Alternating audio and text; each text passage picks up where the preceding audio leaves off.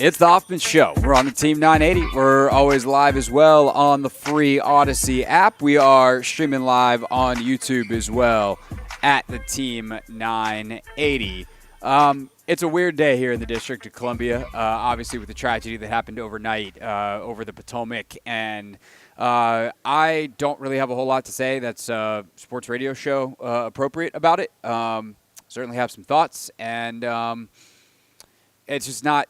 Today, we're going to just power on doing a sports show because I have a feeling that if you're listening to me today and not WTOP or Bloomberg 99.1 or any of the news stations or listening to any other coverage on a podcast or whatever, that it's because you don't really want to think about that and you're looking for an escape and a distraction. And so it felt weird to start the show and not at least acknowledge that this is a weird and tragic and horrible day in the district, and the reality of what happened last night, this tragedy where so many people lost their lives, it happened in our backyard, and it affected my day ultimately, like, who cares? But, like, the Mystics were supposed to have their introductory press conference this morning, and that got canceled because of the tragic events last night. So it is looming and lingering over everything right now, and thus acknowledge it, and obviously thoughts and prayers, and hopefully some level of peace eventually with the families. And there were a sports crossover there in terms of the amount of figure skaters that were on that. So USA Figure Skating lost a lot of young people on that flight coming in from Wichita last night. But outside of this, we're just going to do our normal show, and it's not because we're not thinking about it. It's because we realize that if you're tuned in, it's because you're trying to find something else somewhere else to put your brain. And there's a lot going on in the world right now. And, that's kind of, I think, our MO, generally speaking, on this show. And for those that have listened to me for a long time or, follow me on social or whatever, like, I have thoughts. I have feelings. I spend a lot of time thinking about what's going on in the world outside of sports. But what I do between 4 and 7 is my job, and I do my job on a sports radio station. And y'all don't come to me for that stuff on the sports radio station. And so off we go with our silly little sports show. I want to start today on the sports show of it all, talking about the Commanders' biggest needs coming up this offseason. And we're going to talk about this a little bit more and some lessons we learned from the season with our pal Dan Pizzuta at 4:30 today. We're also going to do, as we're live at Capital One Arena, a good amount of Wizards today. They are, unfortunately, on the verge of another 16-game losing streak, which would tie the franchise record for the second time this year the second time this year and the third time in the last 2 seasons.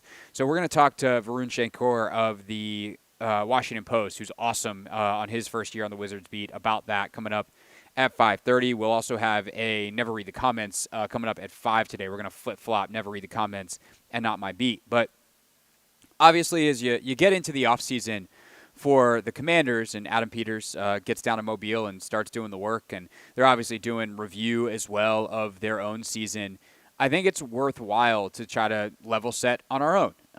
Now, there have been people, it is worth saying, on the Commanders staff that have been working on this offseason since last offseason. They got here, and their job is to look down the pike in advance and say, hey, here is the scope of the free agent class next offseason. Here's the positions that we anticipate being of strength, of weakness. Here is the draft class next year of strength, of weakness. And then the people who go more year to year, which is the vast majority of their folks, are getting caught up now on all that work that has been done. And us as media and as fans, who our main focus for the season is, the season, the team, the actual games being played, we now get to play that catch-up as well. And part of that is obviously then seeing, okay, review-wise, what worked, what didn't for Washington in 2025. And so if you look at the offense, I think the biggest success is obviously Jaden. And the biggest driver of that success outside of just his pure talent is the structure of the offense and the infrastructure around him from a coach setup standpoint. The way that Cliff designed the offense that enhanced his strengths, minimized his weaknesses, took a look at some of the strengths of some of the skill players that they had, found ways to make sure that those were being used, took a look at some of the weaknesses in terms of the offensive line talent, and maybe no, let's not even call it a weakness, right? We could. It is what it is.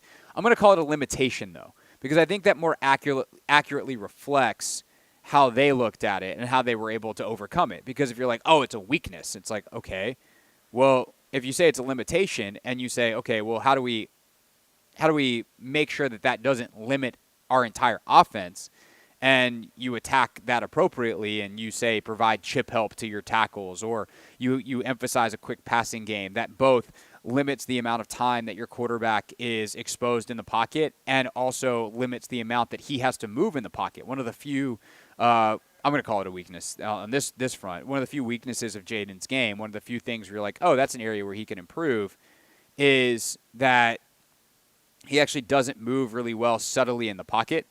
He throws so quickly, and his escape ability from the pocket is so good, it rarely matters. But those little subtle shifts in the pocket aren't his thing. You're not going to have him sit back there and wait for a longer developing route where he's got to just stick and stay in the pocket. That's not his jam. And especially behind an O-line that is not always going to give him the cleanest pocket for the longest amount of time, unlike someone like Jalen Hurts, who can just sit back in the pocket forever because he's got dudes in front of him. And so the way that they were able to manage all of this stuff is great for how they won games and helped to get them undeniably to the NFC Championship game. The only, I don't want to call it downside, but the only complicating factor is that it then makes the eval kind of hard because you're like, okay, well, I mean, I guess Nick Allegretti was fine, but was he? I think you can upgrade there. You know, Brandon Coleman, did a good job, but, realistically, how far away is he from being what you hope he can be, which is, a premier top 7 left tackle in the NFL, where you don't have to provide him all that chip help, and he's not missing assignments as frequently as he did this year. And, I think going into the offseason healthy and going through an offseason program, not splitting reps, being the guy will help him a lot. Just having time to decompress and review will help him a lot. But when I think about the Commanders' needs, and I think about some of the other elite teams in the league, even those with elite quarterbacks, I think, obviously, this is not earth-shattering. I don't think this is a controversial take.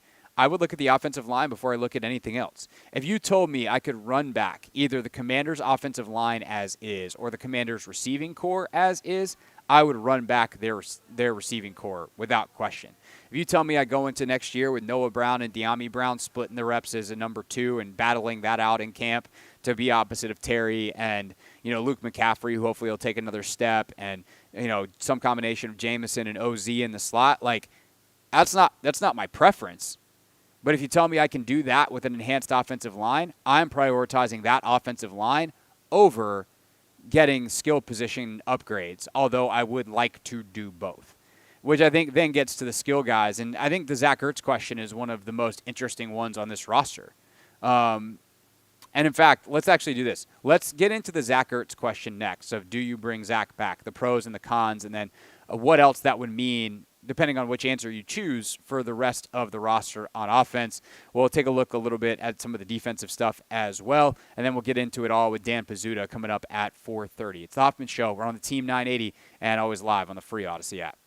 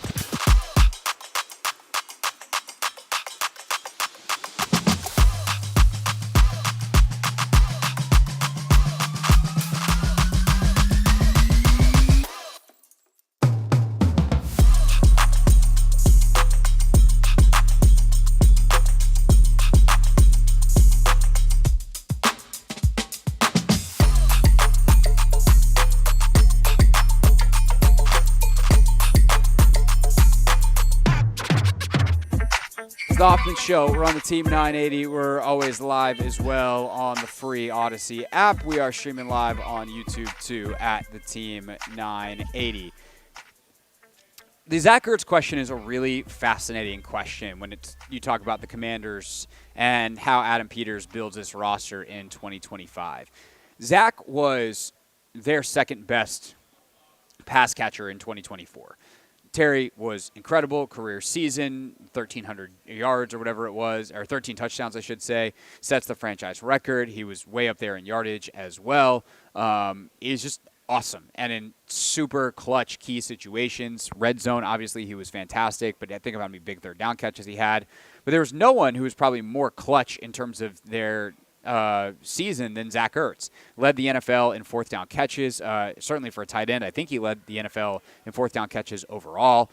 He was their go-to guy in man-to-man situations and helps create matchups for this offense when they don't really have anyone else outside of Terry to create them. And that's a tough ask for any number one receiver. Even like when the Bengals played the Broncos, like they were able to do what they did against that really good Broncos defense because T. Higgins as a number two was able to create matchups against Riley Moss, the Broncos number two, as opposed to Jamar Chase, who's a matchup nightmare for almost everyone else.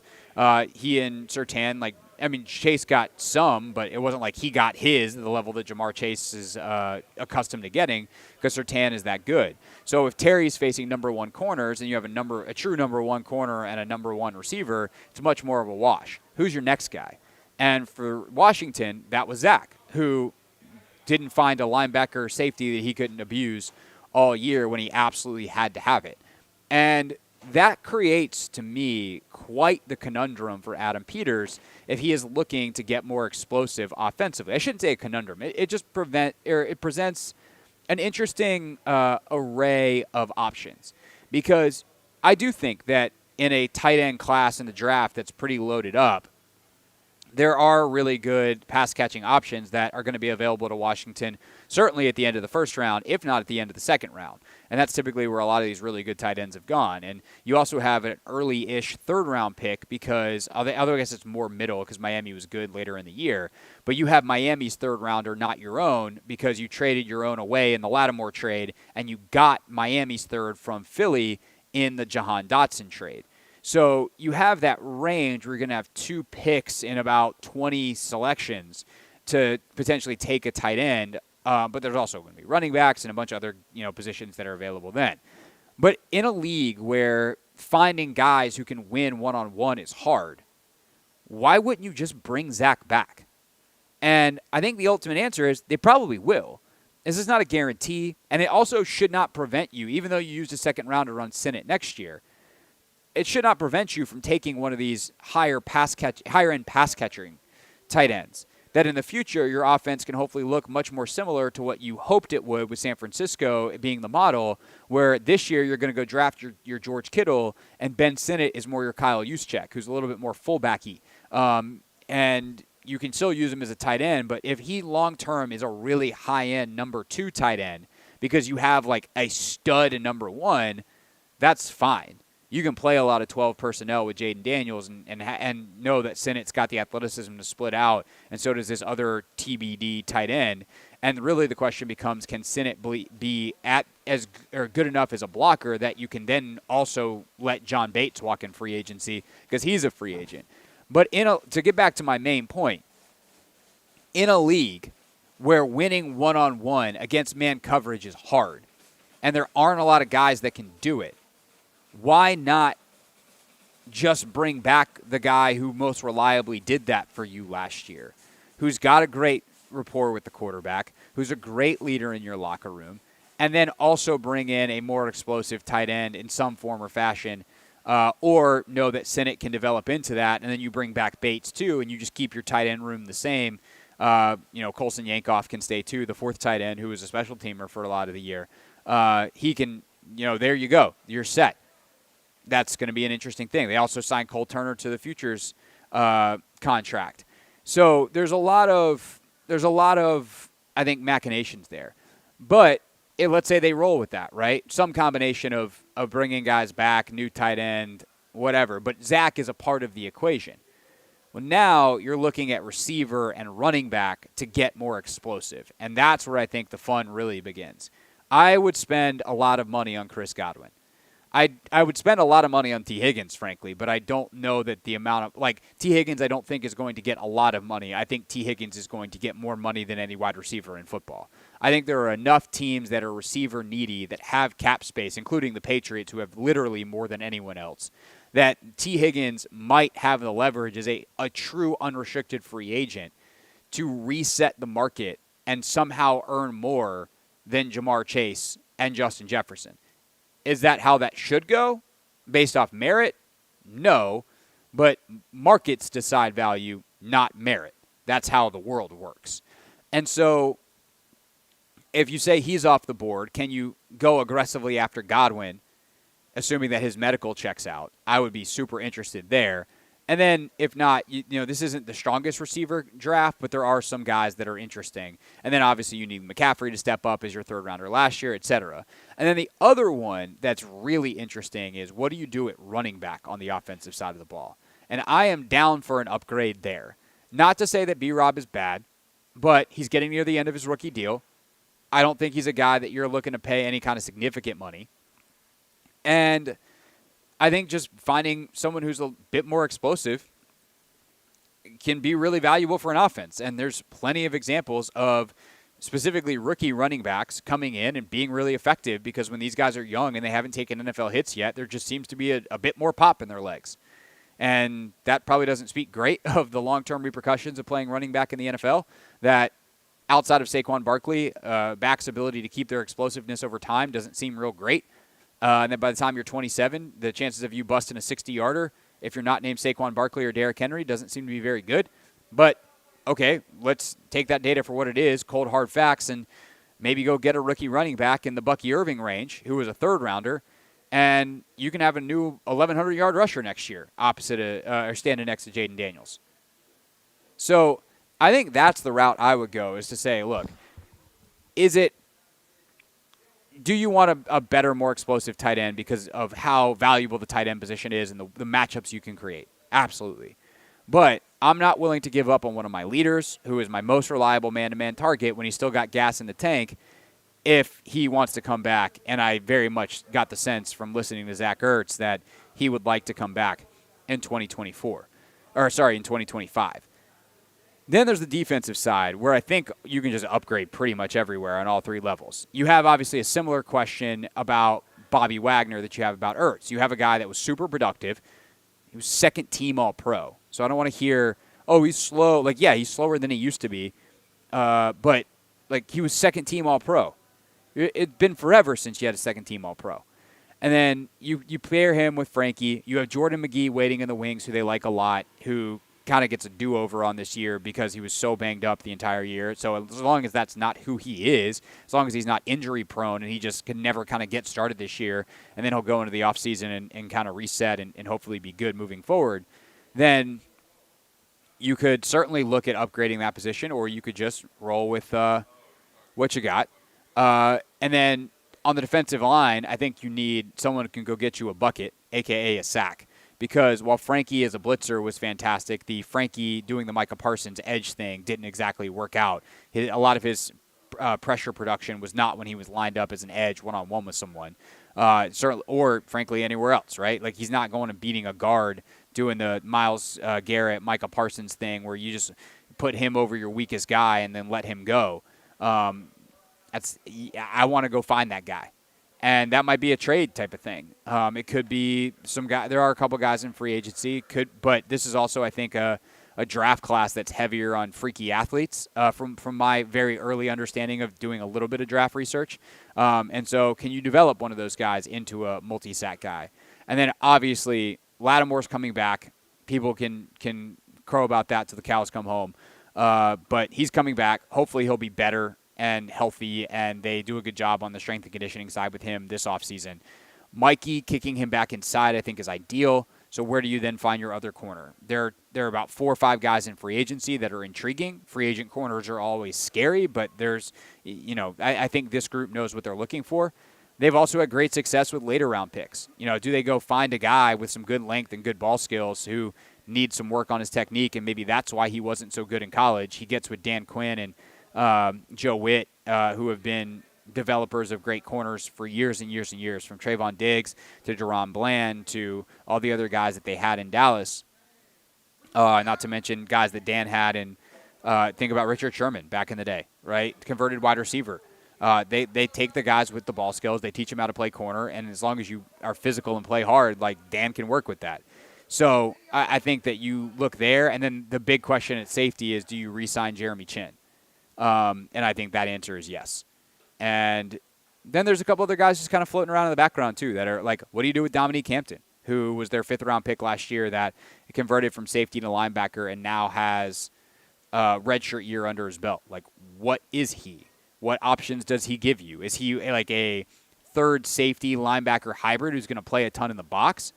Well, if so, then, and he's still kind of a safety, but they kind of made him a linebacker, what does that mean for Chin? Do you want a guy with a little bit more range back there instead? Like, there's some interesting machinations depending on how some of these draft picks, come up that are going to cause some interesting discussions and meetings out in Ashburn between Dan and Joe and Adam and Lance Newmark and all the staff there. But ultimately, I think the cool thing is we can all say, you guys will probably figure it out. You guys seem to be really smart. You guys seem to be able to have these discussions, get on the same page, and have a plan for guys. And so some of the improvement next year, presuming that it comes, will come from internal improvement. Some will come from draft and guys they bring in. And I do think that there's a chance to fill some needs in free agency as discussed here at all 3 levels of the defense. And depending on kind of the swing piece in Zach Ertz, we'll possibly push what you do on the offensive side of the ball line. That's a non-negotiable. Definitely going to see some upgrades there. When we get back, I'll ask Dan Pizzuta what he thinks Washington's biggest needs are, and if he has any early leans on some of the guys that he thinks they should perhaps be after. And we'll just generally kind of put a bow on the season from our resident outsiders perspective. Dan's joined us every single week during the season. It's been so great to have him. So we'll talk to him this week, and then we'll talk to him next week before the Super Bowl as well to preview that. So looking forward to it. Dan Pizzuta from the 33rd team next here on The Hoffman Show.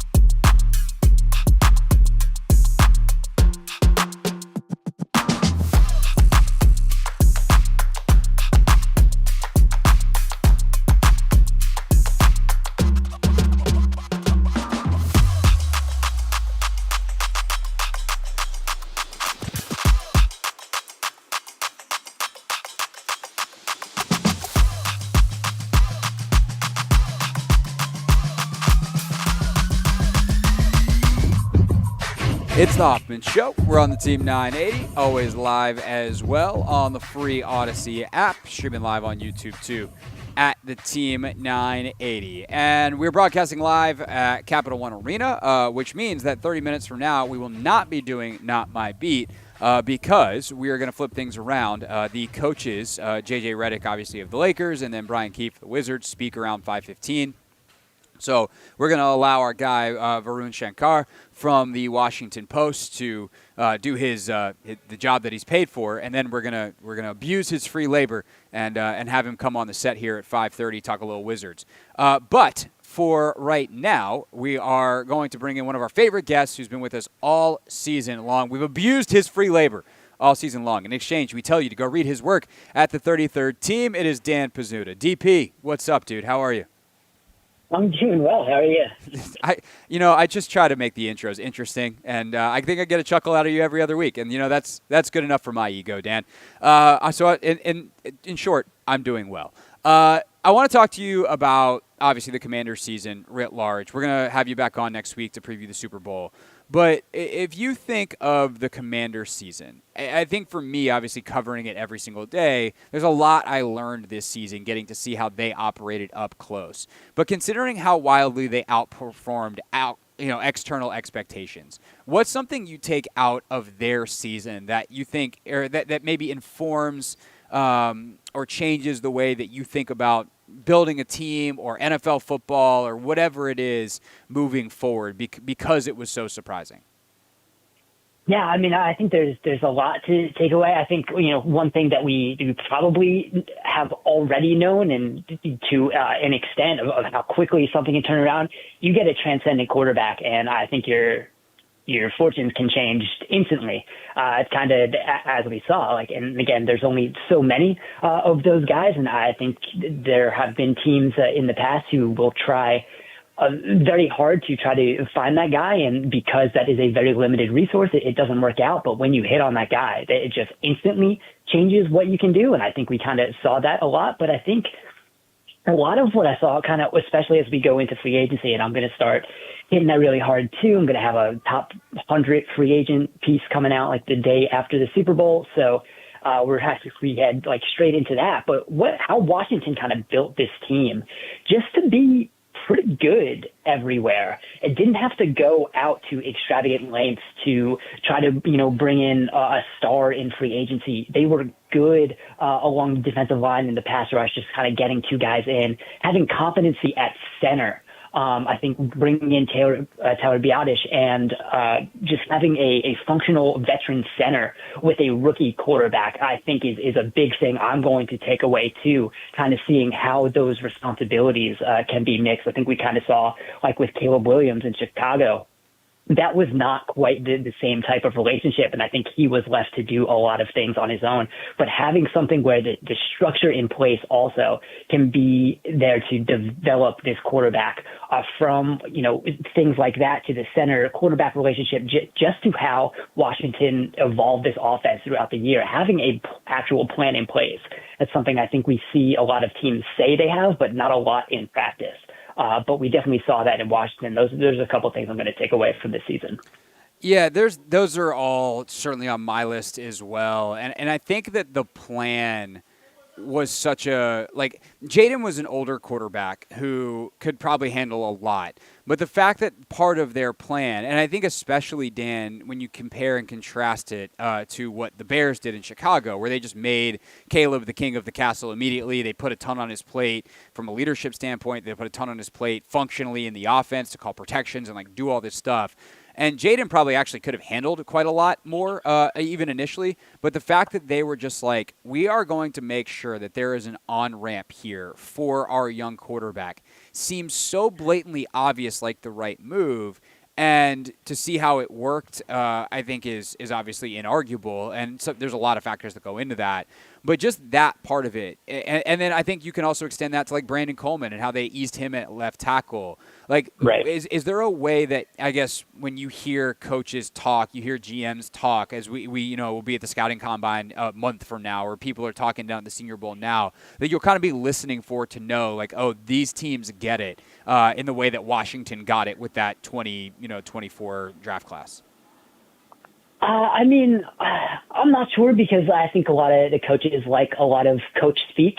So you can kind of hear things like, I don't know if I would have, I think I was there at the combine last year. I don't, remember anything from Dan Quinn, even if he spoke, to be honest, because sometimes these coaches don't speak. So it's not coming to me right now whether he did or not. But again, there was nothing that really stood out.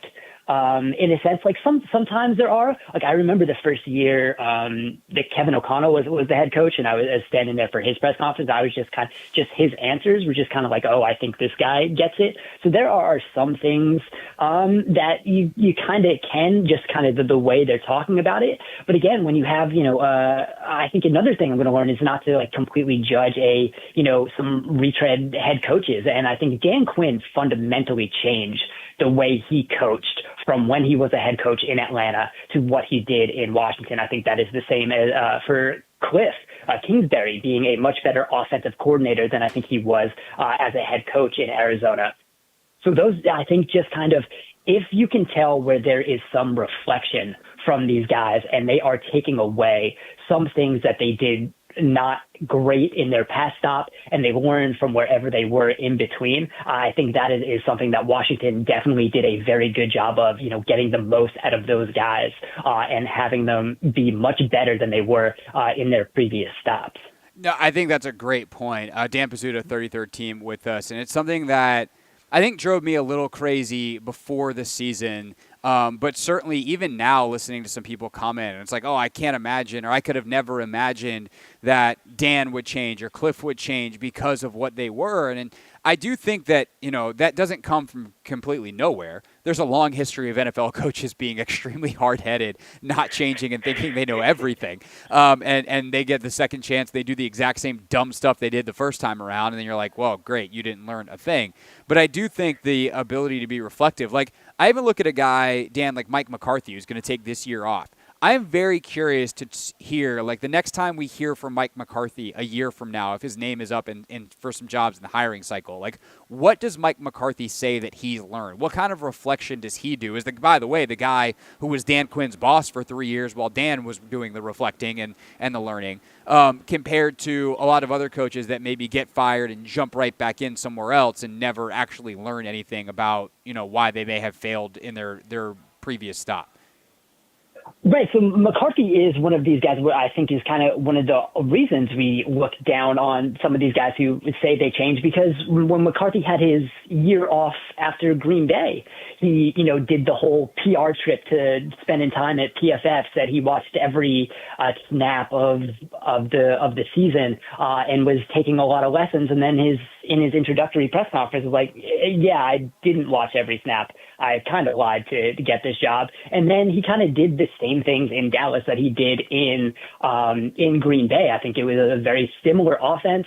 And I think Dan Quinn learned more from they have right now, Dallas has one of the biggest, analytics staffs in the league right now with a lot of smart people. I think Dan Quinn probably took more away from that than McCarthy did as the head coach. So hearing that Mike McCarthy is going to take another year away, that does not give me a lot of confidence just based on his last year away and that there wasn't much changing. But I think we are seeing more of these coaches, a couple of them, like a Dan Quinn and a Cliff Kingsbury. They are, just kind of sitting back, kind of figuring out what they can do better at that next step. And I think Washington definitely landed with two guys who definitely did the best they possibly could have in that self-reflection and bringing it to a new job. So when you look at Washington moving forward offensively, I guess the first thing that I spent part of the earlier show talking about, I'll just ask you a little more directly on this one, as opposed to the sweeping, like where do you think they should improve? To me, kind of the linchpin on the skill position side of it. The offensive line we could talk about in a second. But the linchpin on the skill side is, do you bring back Zach Ertz? And on one hand, you definitely want to get more explosive in many aspects offensively, and getting more team speed, I think, should be a priority for them. On the other hand, Zach Ertz, while he extremely lacks in that category, was their most reliable guy beating man-to-man coverage, and that is a valuable skill set. So where do you fall on bringing back Ertz, considering what you saw from him and what we know he meant to Jaden Daniels in 2024? Yeah, I think that's one of those things, like with his age, it probably does make sense to bring him back where I don't think it's going to be, an expensive deal where they're going to have to really go out of their way, to do so. So I think you can potentially bring him back. And I haven't done a lot of work on, the draft, right now, but from what I've seen, it is a fairly deep set of tight ends. So I think you could do something like bring back Ertz and draft a guy who's probably not going to, get a Tyler Warren, but there's some other guys in this class that have been very good receivers. And I think you can so I think we've started to see tight ends be able to produce in year one a little quicker than they have been in the past. Historically, that was a very hard position to do. So I think if you're able to get, a potential younger tight end in the middle rounds, pair him with Ertz, let that guy start to develop under that. I think that is a potential path to go at tight end. That makes a lot of sense. Yeah, I agree with you on that. And then when you look at the Commanders' offensive line, it performed so much better than everyone anticipated in 2024. But I still think you come out of it going, there's got to be upgrades there from a talent standpoint. You can't just be Cliff and Bobby Johnson and all those guys, putting it together with scheme and then Jaden doing the magic stuff. Like, what happens if he's actually got good talent in front of him? But when you look at Washington's line, and then maybe if you look, Dan, and use your perspective of knowing the league like you do, to some of the other elite teams that Buffalo, Kansas City, et cetera, that have put into their offensive line, how do you see the differences in what Washington was able to piece together versus what those other teams were able to do with their elite quarterbacks and real offensive line talent? Yeah, I think it was kind of one of those things. I think when you look at like a Buffalo, I think is probably a pretty good measure of what kind of Washington has been doing, or like Washington is kind of on the path of, because that was a lot of young guys. You had like a Deion Dawkins who was drafted there and had eventually started to develop into, I think now, one of the best tackles in the league. And then you kind of look at some other guys like Spencer Brown on the other side. He's 3 years into his career right now at right tackle. He was not great his first couple of years and was really good this year. So I think there is some young development there. And then they were able to kind of bring in, some other guys, David Edwards, Connor McGovern. So I think it is in a similar place where you can look at the guys who you would like to develop, like a Brandon Coleman, which I think is starting to work there, and then just kind of bring in some veteran presence, like I think guys of like a Biotis stature, I think is fine. I think you can get away with having, 5 pretty good guys instead of trying to have one stellar guy. And I think those are the types of ways you can build this offensive line. But I think to just sit back and see that it was successful this year and think you should be rolling with those same 5 guys and continue that development, I think is probably a mistake. But I think you can be very, take it step by step and have the type of small increments of improvement on this line instead of trying to go all out and trying to, get a whole bunch of stars to come in. Dan Pizzuta, 33rd team with us here on the Hoffman Show. On the defensive side, I feel like Washington is like fine at all 3 levels. Obviously, their production at points this year was really good. There's a lot of also really bad stretches, which is how you finish. I think it was like low 20s in DVOA by the end of it all. It kind of feels like you could upgrade anywhere. But if you were in Adam Peters' shoes as the general manager, like what would be your number one targets? Like, what's the thing when free agency opens? You're like, we got to throw some money at this and make sure this is right. Yeah, so I don't know if there's, a place where you need to say you want to throw a whole bunch of money at, because I think we saw with what they did this past offseason where getting just a couple of guys who are pretty good can definitely help you. I think, defense is definitely the one place where free agency is going to help, and I think you can get some higher quality defenders in free agency than they usually do on the offensive side of the ball. Like, I think if you're looking at receiver, like T. Higgins, and then there's a huge drop-off. But I think you can kind of mix and match a little bit. Depending on, what they're going to do with Bobby Wagner, like getting younger at linebacker and like an Ernest Jones, I think would be a real fun fit for what Washington wants to do. Obviously, I think you just kind of need to replenish the edge a little bit because you do have so many free agents. But I don't think you have to be spending at the top of the market and feel like you need to be going out and hitting those top guys, because that's all. A lot of the times we see those are the mistakes in free agency. And based on what Washington did last year, I think they will be a little more, a little safer. And I think that is the smart way to go. But I think there is a much deeper pool of defensive free agents where you can kind of just fill in that roster and still have some pretty good starters than if you were trying to, fill out the offensive side of the ball. So let me play devil's advocate for a second on that, because I do think that they were really smart and that put a certain floor underneath them defensively this year. But if you're in the NFC and you're looking at Philadelphia, and you go, that's the team we got to beat. They have all this just supreme, like, high-end talent. Is it possible, I guess, so that would be like the devil's advocate. It's like they've got all the fancy guys. They got all the fancy cars in their garage. We need some fancy cars, right? But do you think it's possible to maybe just get a little bit better on the margins and compete with a team like that, or a Detroit? We'll see what they are, but they obviously have a ton of talent. What Minnesota is going to put on the field offensively year in, year out with Kevin at the helm. LA, Stafford's coming back. Like this, while there's they have the best quarterback, I think, in the conference in Jaden. There's a lot of good offenses in the conference. Can you do it with a bunch of like pretty good players, or do you need a stud or two somewhere? Yeah, I think that's, probably a stud. It would probably help. Again, it's hard to get that type of guy in, free agency. I think especially if you're looking on the edge, if, you're going to get Khalil Mack, who's, one of the older type guys, or you're getting guys who have been, up and down a little bit. I think if you go for I think Ernest Jones does stand out as someone who I think just be in the middle of that defense can do a lot of different things. Would I think be a real fun fit with Frankie Luvu? I think that's the kind of thing, and then at corner you're looking at guys. If you wanted to go for a Travarius Ward, I think that could work. I think we have seen getting highly paid corners in free agency is a tough place because there have been as many misses as there are hits at the top. But I think DJ Reed is one of the most underrated corners. But I think it's one of those things because there is, especially at the high side of corners, it's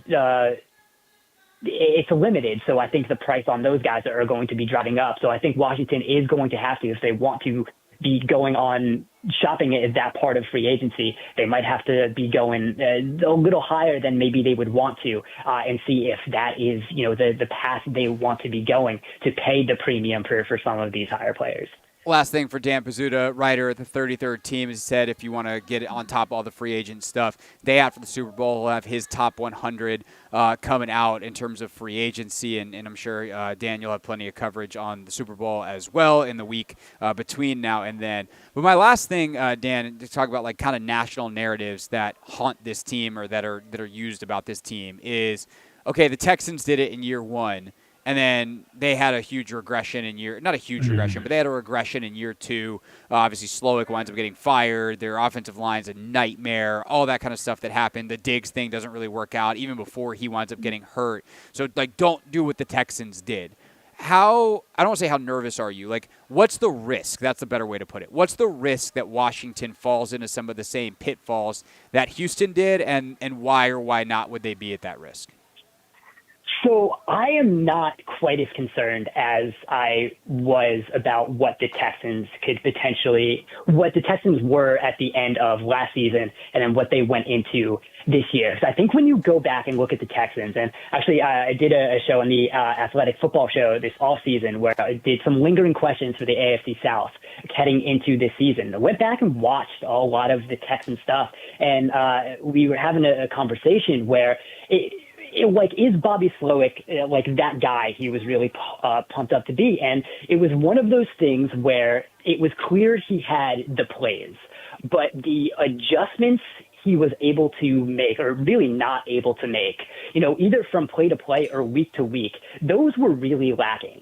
And in the first year, those plays made up for some of the adjustments they weren't able to make. And when you saw what happened to them this year, it was the other way around. Those adjustments that they failed to make it was way more prevalent than some of the good plays they were able to make. For Washington right now, structurally, they are so much better. I think they are so much better in adapting, knowing answers, fixing answers. So I think that already sets a floor for this offense that is so much higher than it was coming out of Houston last week. And even if you go by, some of the advanced statistics and things, Houston was about an average offense, really, when you look at the entire year last year. Washington was a top 5 offense all year. So I think there is already this floor built in that I think it's so much less likely to me, looking at it compared to what Houston did. It's so much less likely that there is a floor that's going to fall out for Washington right now, because I think they showed from week to week, even from play to play sometimes, there was definitely a plan in place to keep those adjustments going and to evolve. And I think that is going to be, especially with Cliff now, coming back, that is going to be a very big thing that is going to help them heading into next season. Yeah, Cliff has years and years doing this. Bobby Slowick was a second-year play caller, so very, very different dudes that we're talking about at the helms of these offenses. Dan, great having you again, and we'll do this one more time next week before we switch to just calling you when we need you all off season long. Perfect. Sounds good. Looking forward to it. All right, man. Have a good one. And assuming that you're going to the Super Bowl, have a great time in New Orleans. I'm sad I'm not going this year. Just, you have an extra beignet for me. I will also be covering the Super Bowl from my apartment. Oh. So I will not be doing that That's either. a dagger. All right. Will you be in Indy? I will be in Indy. Okay. I literally just booked my flights today. So I'll see you at Indy then, and we can not have beignets. We can have whatever. I guess steak. That's what they have in Indy. So yes. we'll do that. Lots of that. Yeah. It's way too much of it. All right. Appreciate you, dude. That's Dan Pizzuta with us here on the Hoffman Show. With us. Again, we'll talk Super Bowl with him next week, and then I'm sure he'll be on the show when we're in Indy, and we'll be talking to Dan throughout free agency and the whole deal. I say that we'll have him on next week and then not maybe the week after, but if he's releasing a top 100 free agency list, there's a good chance we talk to Dan the next 2 Thursdays as is. When we get back, though, not going to do Not My Beat at 5 o'clock today. We're going to mix it up because we are live at Capital One Arena, and at some point, Varun Shankor is going to come and join us, but the 5 to 5:15, 5:30-ish window is when the coaches talk downstairs here. So he's going to go do the pregame media avails, and he's going to come up and see us on set. And in the meantime, we are going to shift our usual 5:30 segment on Thursdays, Never Read the Comments, to next here on the Team 980. The Washington Commanders. Do I need to have any imaging ready?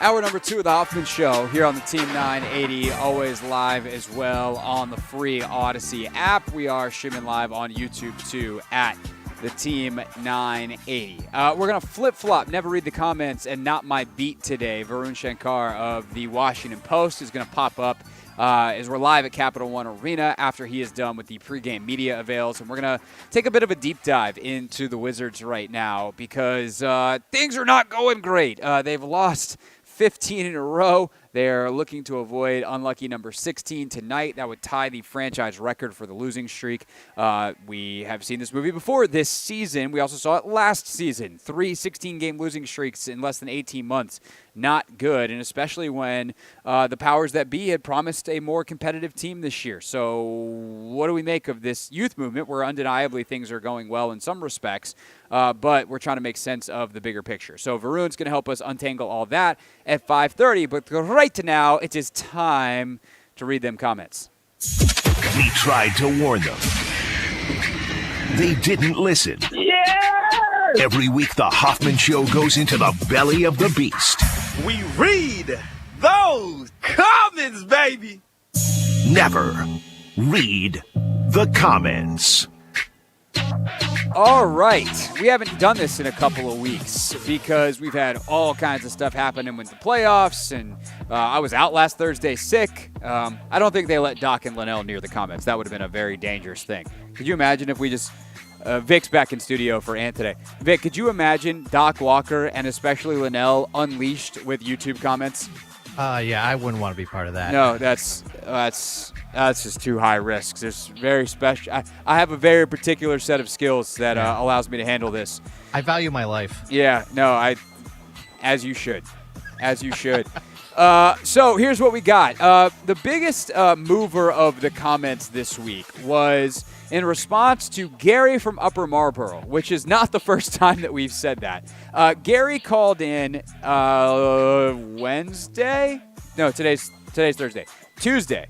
Gary called in on Tuesday and said, quote unquote, the jury is still out on Adam Peters.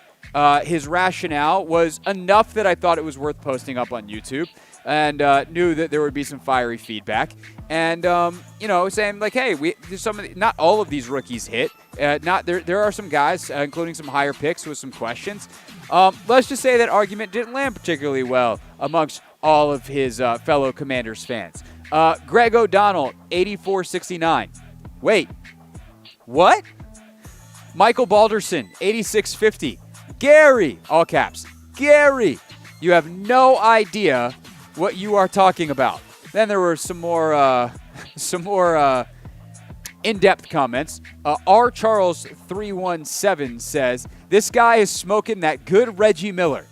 I can't make that up. That's what he said. This guy is smoking that good Reggie Miller. Sounds like a fan who just doesn't want to be happy, and that's sad giving the hope that we finally have. Peter should easily be executive of the year. He inherits a horrible team and flipped them into contenders year one.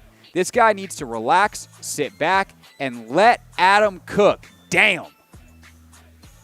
And this is kind of where I come down on this. One, I think Adam Peters did an excellent job, and he so thoroughly nailed the quarterback position. And he would have taken Jaden number 1 had they had the number 1 pick, which I think tells you something about how sure he was in a draft with a bunch of good options. Because I think, given the infrastructure here, I think if they had taken Caleb Williams, I know it wasn't an option, but say they take Caleb Williams, I think Caleb Williams had a far better rookie season in Washington than he had in Chicago. If Drake May had been the pick here, I think Drake May would have been right up there potentially for Rookie of the Year, depending on where Jaden had gone. I think Jaden would have been awesome anywhere.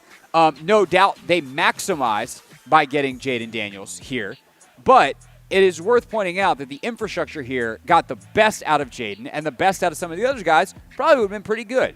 And with all of that said, they were that sure that Jaden was the right guy. And Adam, if he does nothing else right for the rest of his time as GM, will have that as a legacy piece of how good of a job he was as general manager in year one. Mike Sanders still is the future leader of this team. He's probably like the singular leader, like the role that Bobby Wagner had this year. starting maybe even next year, but within a couple of years, like Mike Sainristil is the guy, and he's also a pretty darn good actual football player. Then you look at the free agents that they got, and some of these guys were guys that Quinn knew, certainly with Bobby from back in the Seattle days, guys like Dorrance Armstrong, Tyler Biadasz, etc. But Adam had to go ultimately make all that happen. He had to have the conversations with the agents. He had to get make the finances work, and he certainly was approving all of these to say, like, these are the right guys. And he was also then able to find some other guys that Dan didn't have any relationships with. Your Frankie Louvu's, your Jeremy Chins, and be like, this is what you want? I got you, fam. I'm going to go get it. And that combination of stuff got them to the NFC Championship game. As Kevin Roll, 8299, says, we just made it to the NFC Championship with a team built by AP. Calm down, guys. I don't get some of the griping. I don't get some of the, oh, it's this person's fault. This team was well put together, and it maxed out. It is hard to put any blame on anything other than the limitations of the people involved on the field in uniform of why they didn't go further this year. And at that point, what do we mean of jury still out on Adam Peters? Come on. Greg H. 2322 says, if he only picked Daniels, that would have been good enough. Exactly. That said, if we talk about moving forward, it's not like there aren't questions, but that's the nature of team building in the NFL. The nature of team building in the NFL is you're going to draft rookies that you hope will ultimately become your best players, and they are not going to always be good immediately. Mike Hughes, 3965, says, to be fair, Sinnott was kind of blocked by Ertz and then Bates. He worries me a lot less than Luke. With how he needed wide receiver help this season, would have liked to see more from Luke. However, he is new to the position, and he is a hard worker, so I could see him contributing a lot more in 2025. And that's kind of the thing, right, is some of these guys were taken knowing that in the long term, their ceiling is a lot higher, but in the short term, they were going to have a pretty steep learning curve.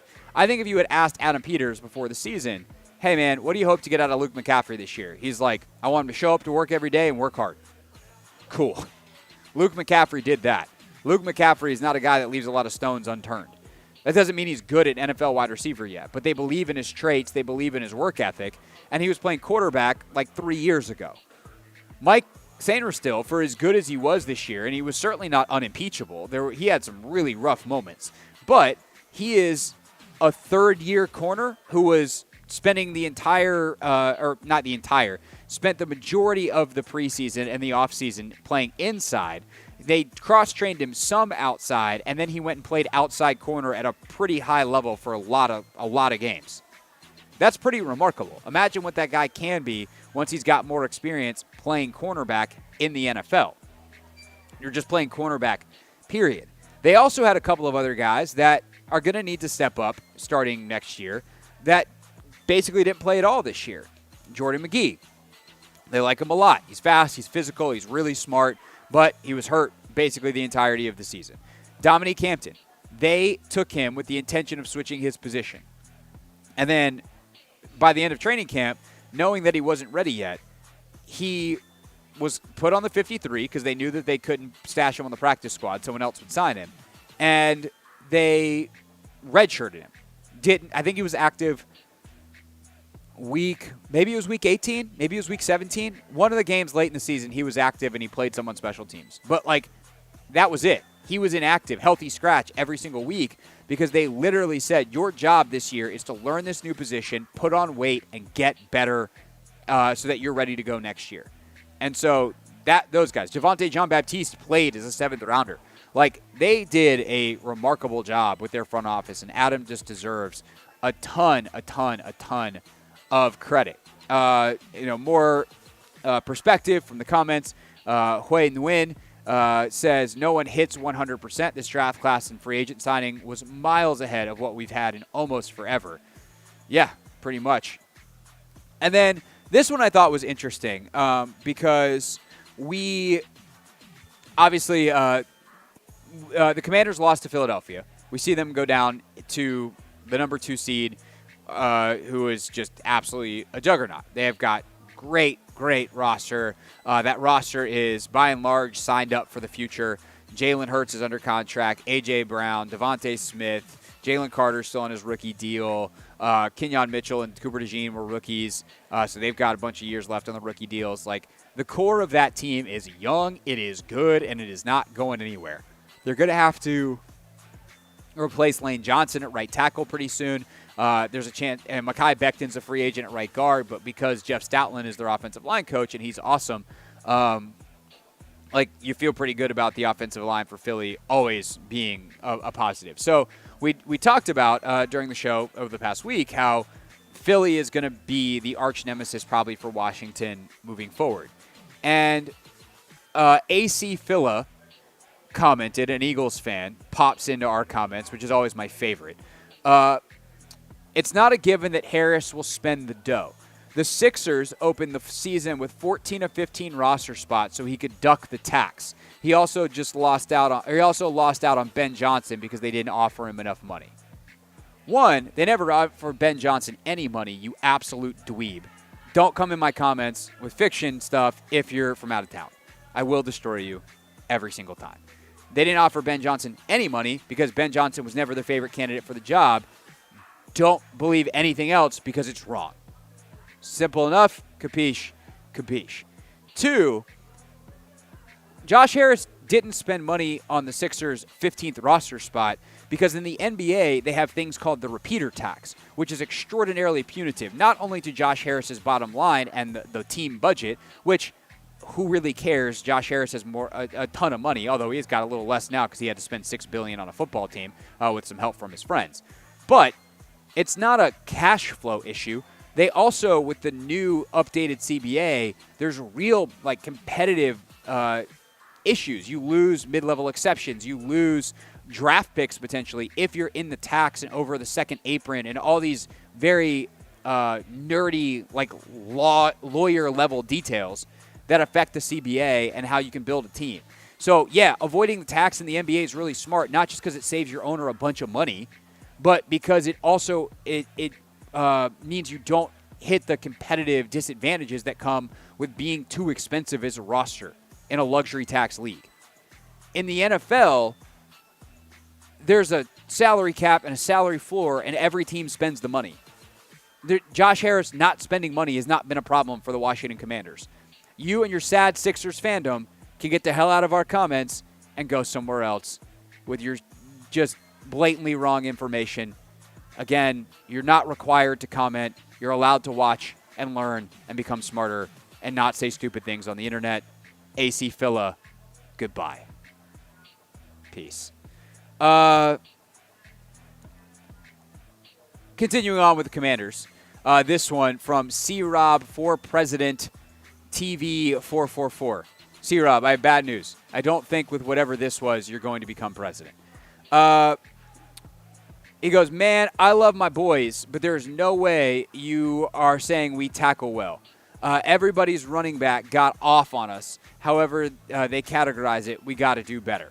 So this came in lieu of us talking about some of the issues Washington had with the run defense this year. And here's the thing. With the Commanders, tackling actually wasn't the issue. It was an issue, obviously, on the Saquon TD run. It was an issue against Tampa in Week 1. But the Commanders overall, they track these things. There's data. The Commanders were 5th in the NFL in tackling this year. They were in terms of 5th fewest missed tackles. They did not miss a lot of tackles this year. And that's rate, by the way. It wasn't total missed tackles. That was missed tackle rate. They were 5th best in the league. The problem was you have to be in place to make the tackles in the first place. And that's where the Commanders missed real big on some of their run stuff, where they just had these big gaping holes. And the other big area where they missed was they were one of the worst teams in the league in yards before contact. So running backs could get 4 or 5 yards downfield with frequency without being touched. And then yards after contact, Washington was one of the best teams in the NFL. So they could get push, other teams would get push, and then Bobby Wagner would come up and make a tackle. And watching it on tape was a real mind trip sometimes, because you would get, that looks like a 2-yard gain. Wait, it's 2nd and 4? because the line of scrimmage got pushed so far up. And then you watch Washington's offensive line be basically the opposite, where they would not get that push, and then all of a sudden you're like, oh, well, that was a 2-yard gain that looked like the same 6-yard gain when I was watching the defensive tape. And that's, you don't have to like it, but that's the data, that's the information, that's the analysis, and it is inarguable. Let's actually wrap up with a little bit of hoops here. And, Vic, there's a weird thing with a former Wizard that I am still getting comments on a video we made the night that they traded him. We're still getting Denny Avia comments.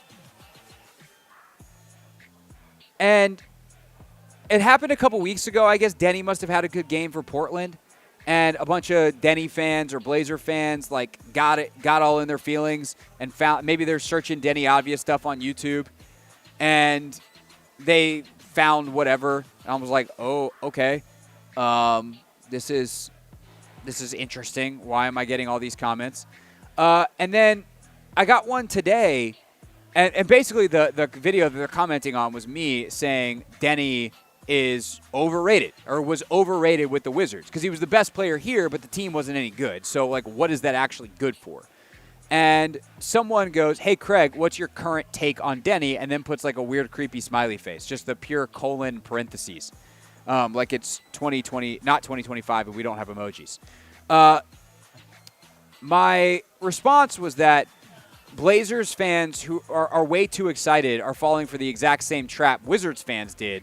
Denny's a very good player. He's not going to be the best player on a winning team, which is why the Blazers are near the bottom of the West, as Blazers fans / Denny's fans throw a party that he's averaging a whopping 15 points per game.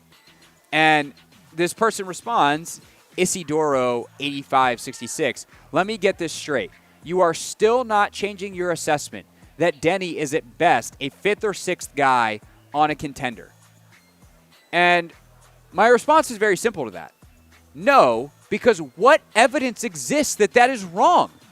I swear, NBA fans in teams or in markets where there's not a lot of winning, which unfortunately includes this one, are incredibly clueless, just unbelievably clueless on how good NBA players are. If you take the 12th guy on most NBA teams and you give him 30 minutes a night and you tell him he's going to take 18 shots, they're all averaging double-digit points per game. Almost every dude in the league. That if you gave them that shot volume, they would score at a pretty prolific rate. It's about opportunity. Now, for 90% of those guys, 18 shots a game means you're going to lose a bleep ton of games. And I'm not saying Denny is in the bottom of that 90%, but if Denny Avia is scoring, is taking enough shots, is high enough on your depth chart that he is averaging 18, 20 points a game, your team is not good. And that has been true for the Wizards, and it is true for the Blazers, who are currently not a very good basketball team. They're the 3rd worst team in the Western Conference. And also, these Denny fans are going crazy because he's averaging 15 points a game. He's not averaging 20. He's not averaging 22. He's not averaging 25 or 28. He's averaging a perfectly pedestrian 15 points a game. He's averaging 20 per game in his last 10, of which he's only played 7, another constant thing with Denny Avia. But no, I haven't changed my Denny Avia opinion. You silly Blazers fans, you silly Denny Avia fans, I know why you love Denny. I'm not saying Denny's a bad basketball player. What I am telling you is if he's your 3rd best basketball player, your team's not going to be any good. And all we have is his entire career's worth of evidence. Stop trying to pretend like it's not. Stop making me the bad guy. Grow some self-awareness, and you'll be much happier in life. Vic, that may have gotten a little personal at the end. It did, but I will say the last 2 games, he's dropped 30 and 28. So he's averaging 29 the last 2 games. If we just go by that small sample size. I love that. By the way, Vic, I honestly don't know, so I might be walking myself into a trap here. Did the Blazers win either of those games? They split. They beat the Bucks, lost to the Thunder. Okay. Excellent. By the way, in the Thunder game, was that the game that Shai Gilgeous-Alexander dropped 50? Maybe. Now I gotta. Now you're gonna make me go look up Blazers Thunder box score. This was 108 or 118-108 box score. Yeah, Shai had 35 in that game. I think SGA scored 50 in a loss to the Warriors. Yeah, that's night. right. Oh, I know he scored 50 twice this week. But yeah, like good for Denny. He had 28, 8 and 8. That's LeBron every night for his entire career. That's like the 5th best game of Denny's life in the NBA. That's a Tuesday for LeBron James. That's the difference in a great player and a fine player, which is what Denny Avia is. Again, I take Denny Avia on my basketball team. If he's my 5th starter or my 6th man. Don't want him as my 3rd best player. That means I need better basketball players, which is why part of the reason why the Wizards traded him. That combined with how the money was going to play out and their timeline of winning. And it just really isn't that hard to understand unless you like Denny Avia because you like Denny Avia, in which case you're letting your bias of the player that you like impact your ability to be smart about the thing that you're talking about. And that's not my job. So I'm not going to do that. That's Never Read the Comments, everybody. We got some Commanders. We got some Adam Peters. We got some run defense. We got some Denny Avia because the Denny Avia stands won't leave me alone. All right, when we get back, Varun just texted me, said that he's going to be a little bit late because Brian Keefe is, I guess, running a little bit late downstairs. But we will have Varun Shankar from the Washington Post with us coming up next on the Hoffman Show on the Team 980 and always live on the free Odyssey app.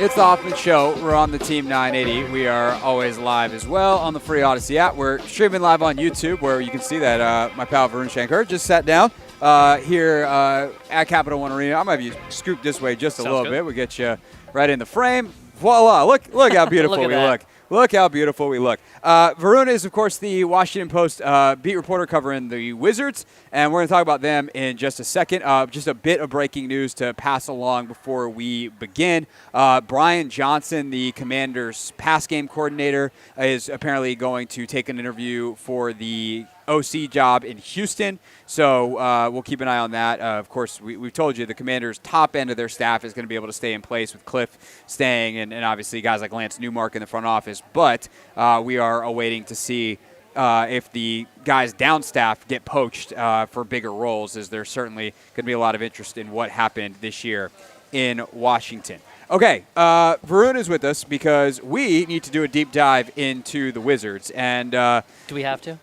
I mean, look, man, we have not talked about the Wizards in basically a month because of the Commanders' playoff run. And unfortunately, all we've missed in that time is a lot of losing. A lot of losing. If they lose tonight, they will have lost their 16th straight game for the second time this season. Their third time in 2 years. And I guess here's my big kind of question as someone who, unfortunately for you, has lived this every day as a reporter. Like, Michael and Will promised to be more competitive. The whole premise behind hiring Brian Keefe was he got them more competitive in the second half of last season. We know the roster is insanely young. We know that some of the individual pieces are actually performing pretty well. Alex Sarr might be the favorite for Rookie of the Year. So how do we square the lack of competitiveness, and does that actually matter with kind of the long-term goals going on here? Or is there starting to be some concern that there's a failure in the system? The two things that I look at immediately when I worry about, or when I think about the losing issues this season is, one, you do have to account for the fact that Kyle Kuzma has missed a lot of time. Malcolm Brogdon has also missed a lot of time. Mm-hmm. And that has led to the young guys playing a lot more. And they have all been varying levels of impressive. But at the same time, they're still 19 and 20-year-olds. And you can only expect but so much when they're playing against fully developed players for the most part. So that's one thing. As for how much it matters for the long-term future of the team, I do think it matters to some degree, if only because they have been so explicit about saying that they want to create a winning culture even as they go through this rebuild. I mean, you can build a lot of bad habits by playing losing basketball night after night after night after night, and they're trying to avoid those. There is some worry, I think, that the way things are going could be creating those. I don't think they've formed yet. I don't think you see bad habits forming yet. It's also hard to tell just because so much of the habits we'd be talking about would be things related to their preparation, related to the weight work they're doing, how they approach treatment, all that kind of thing. And those are obviously behind the scenes, but from the limited amounts that I've been able to see, it doesn't look like those have been issues. Let me ask you this, as someone who has not even watched as much as I typically would because of how bad it's been and how busy we've been otherwise. But, like, we saw them earlier in the year get real frisky with some guys, right? Like, we saw the competitiveness, and, like, Draymond, when he was here, is kind of the most famous example, right, of, like, oh, yo, those kids are yapping. Like, there's a competitiveness to them. Has the losing worn off any of that edge? Or is the competitiveness level night to night in terms of intensity and at least attempts at effort, is that still there the way it was earlier in the season as the losing has continued to stack up? It's hard to tell just because effort is pretty hard to gauge on the basketball court unless it's blatant in either direction. They're near the bottom of the league in a decent amount of the hustle stats that NBA.com tracks.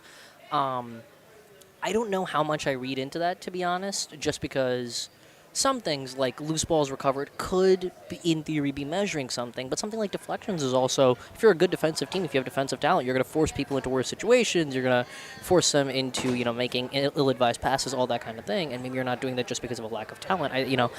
obviously one of the main corollaries that people look at with this team is the Thunder. And so I looked at the Thunder's ranks, because the Thunder are near the top or at the top of the league when I checked this a couple weeks ago in most of those hustle stats. So I looked at that, and the Thunder were high, the Wizards were low. But I looked about 3 or 4 years ago, whatever their coach Mark Daigneault's first year was, and they were pretty low at that point too. So it might just be hustle stats might not actually be measuring hustle.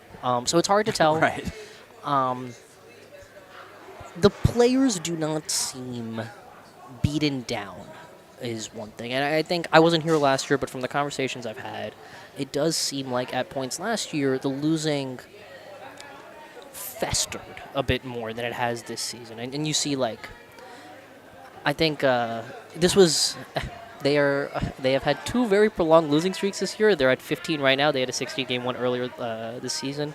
During that losing streak, I remember asking Corey Kispert, who's been here for a while, obviously, what was different, because they talked all in the offseason about how they had a bunch of guys and a bunch of a culture that would help them withstand early adversity, and they really felt that early adversity. They started 2-2, and then they lost 16 straight, and Chris Kispert basically said, even though things are bad, nobody's happy. It's not toxic. People aren't sniping at each other. I'm curious to see if that's still continuing, 45 or 46 games into the season. It is really tough to say how bad it is. Here's what I think about what this means for the long-term future of the rebuild. Yeah. It's not good. You don't want this. Right. Even if you want to maximize your lottery odds, you don't want it to feel like this. Right. And I think if you, just go back to what Will Dawkins said in his preseason press conference, right? He said, in so many words, we hit a lot of individual goals last year. We didn't have as many team goals, and we want to hit more of those team goals. Brian Keefe, in his his media day press conference, talked about how they did a lot. They played a lot more clutch games last year. They've got the worst point differential in the league by far. I think they're minus 14 points per game. No other team is in double digits. Right. Typically, just for the opposite side of it, if there's a team that has a double-digit plus point differential, they're an automatic championship contender. 100%. There is a stronger correlation with that of this team kicked everyone's ass all year than basically anything else you can look at, which makes sense. It's the scoreboard, which is, of course, the point, especially in the NBA, where you have 7-game series, there's less randomness in the playoffs, et cetera, et cetera. So the fact that you are an anti-championship team on that, I think, is obviously worrying. And that's kind of my thing, right, when this all started, I wanted to try to judge them based off their metrics, because I trust that Michael and Will have been around this sport and this league long enough to know what they are doing, that they are looking at certain things, and if they feel confident that it's headed the right direction, okay, by year 3, let's have a chat. Because if you're still, if you're a 10-win team in year 3, okay, that's not cool. But first couple of years, I'm willing to actually, I'll tell you even the analogy I've used directly is Varun Shaker from the Washington Post is here with us on set at Capital One Arena. You don't look at a new building being built as they're tearing the old one down and being that's a hideous new building. And they are still in the deconstruction phase, whatever that means for them. So I'm not going to judge the new building by the deconstruction or the construction side of the old building. But they did tell us certain things about competitiveness this season, and they are clearly not hitting those marks. And that's, I think, what I struggle to square and what I would be so curious to get out of them if I could inject Brian Keefe or Will Dawkins or Michael Winger with truth serum. Yeah, I don't think they cared as much about the individual wins and losses for the individual wins and losses. I think they cared about them more as trying to cultivate a positive environment for these young guys to grow. And for what it's worth, it does not seem like whatever on-court struggles the team has had this year and the minimal amount of wins they've had has negatively affected the development of Bilal Coulibaly, Alex Sarr, Bub Carrington, and Keyshawn George. They have all been reasonable levels of... it would not surprise me if all 4 of them are regular, at minimum regular NBA rotation players into their second contracts. Right? I think they've all shown an ability to stick in the league, and that's something, if at all. Where I'm kind of at the big picture stage of the rebuild, I agree with you that it's too early to say anything definitive. I have not seen anything yet that raises big red alarm bells. I have not seen anything that brings my concern level down to 0 if I was a Wizards fan. Where I'm at is, this is not good. Right. I can say bad that. Ball. Yes, it's bad ball.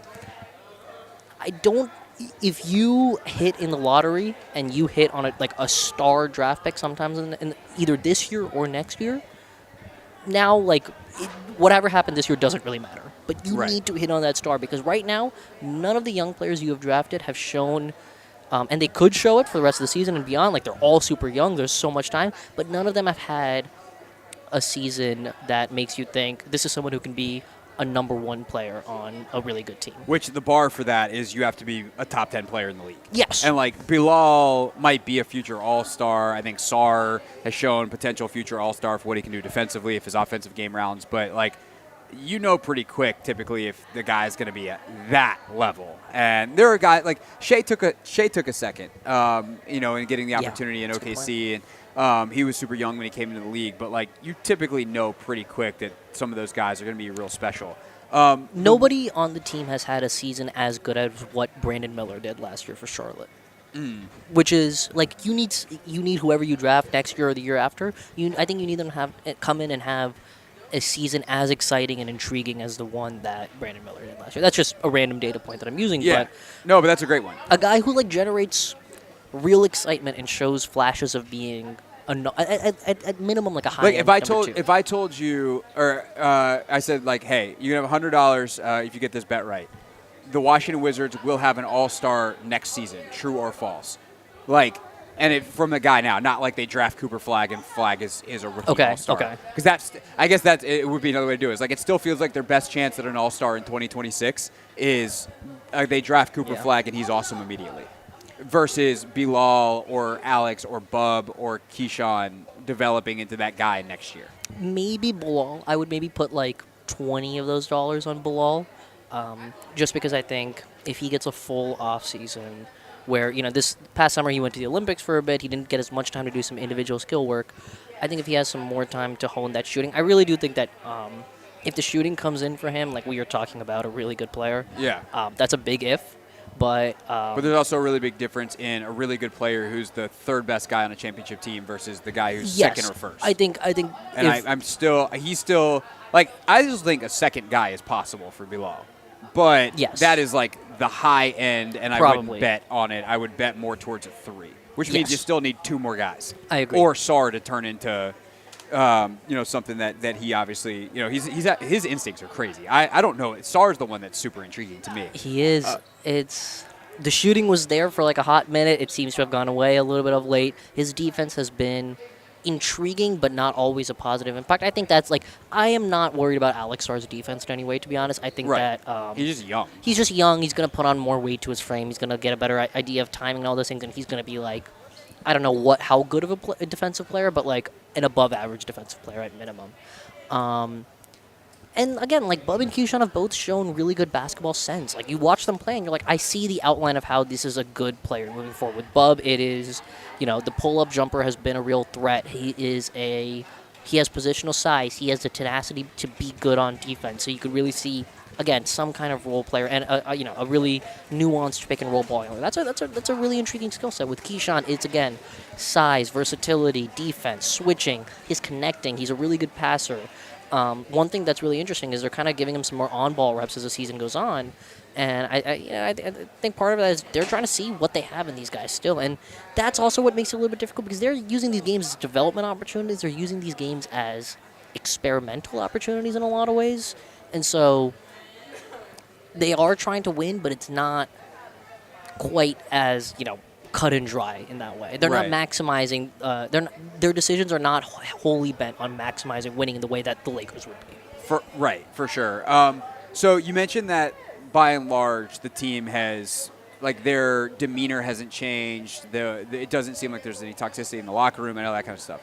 The one thing that had bubbled up, I think it was last week, was Kyle Kuzma was he had a night where he had I think a season high in terms of shots and points, and he basically said afterwards I kind of got sick of doing the development thing, and I went out and just played like me. And he had his best night of the season individually, but it was amongst just another bunch of losses here. What was that like to cover that conversation, presuming that you were there for that? And what was the aftermath, the repercussions for the first time that in the year and a half that we've been going through this, someone kind of stepped out of line? There were no external repercussions that we could see. Kuzma did not get removed from the starting lineup. He didn't get disciplined in any way. It was kind of interesting that the game after he says that, I think he took under 10 shots. I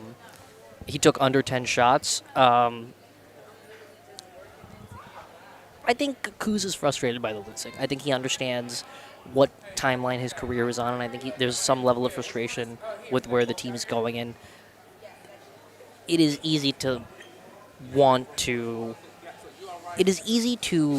support the development when you're not having to give anything up. I think Jordan Poole's taken more shots per game than Kyle Kuzma has, but they have come more naturally within the flow of the offense just because the offense is tailored in a lot of ways to make Jordan Poole playing his to unlock Jordan Poole in some ways. Right.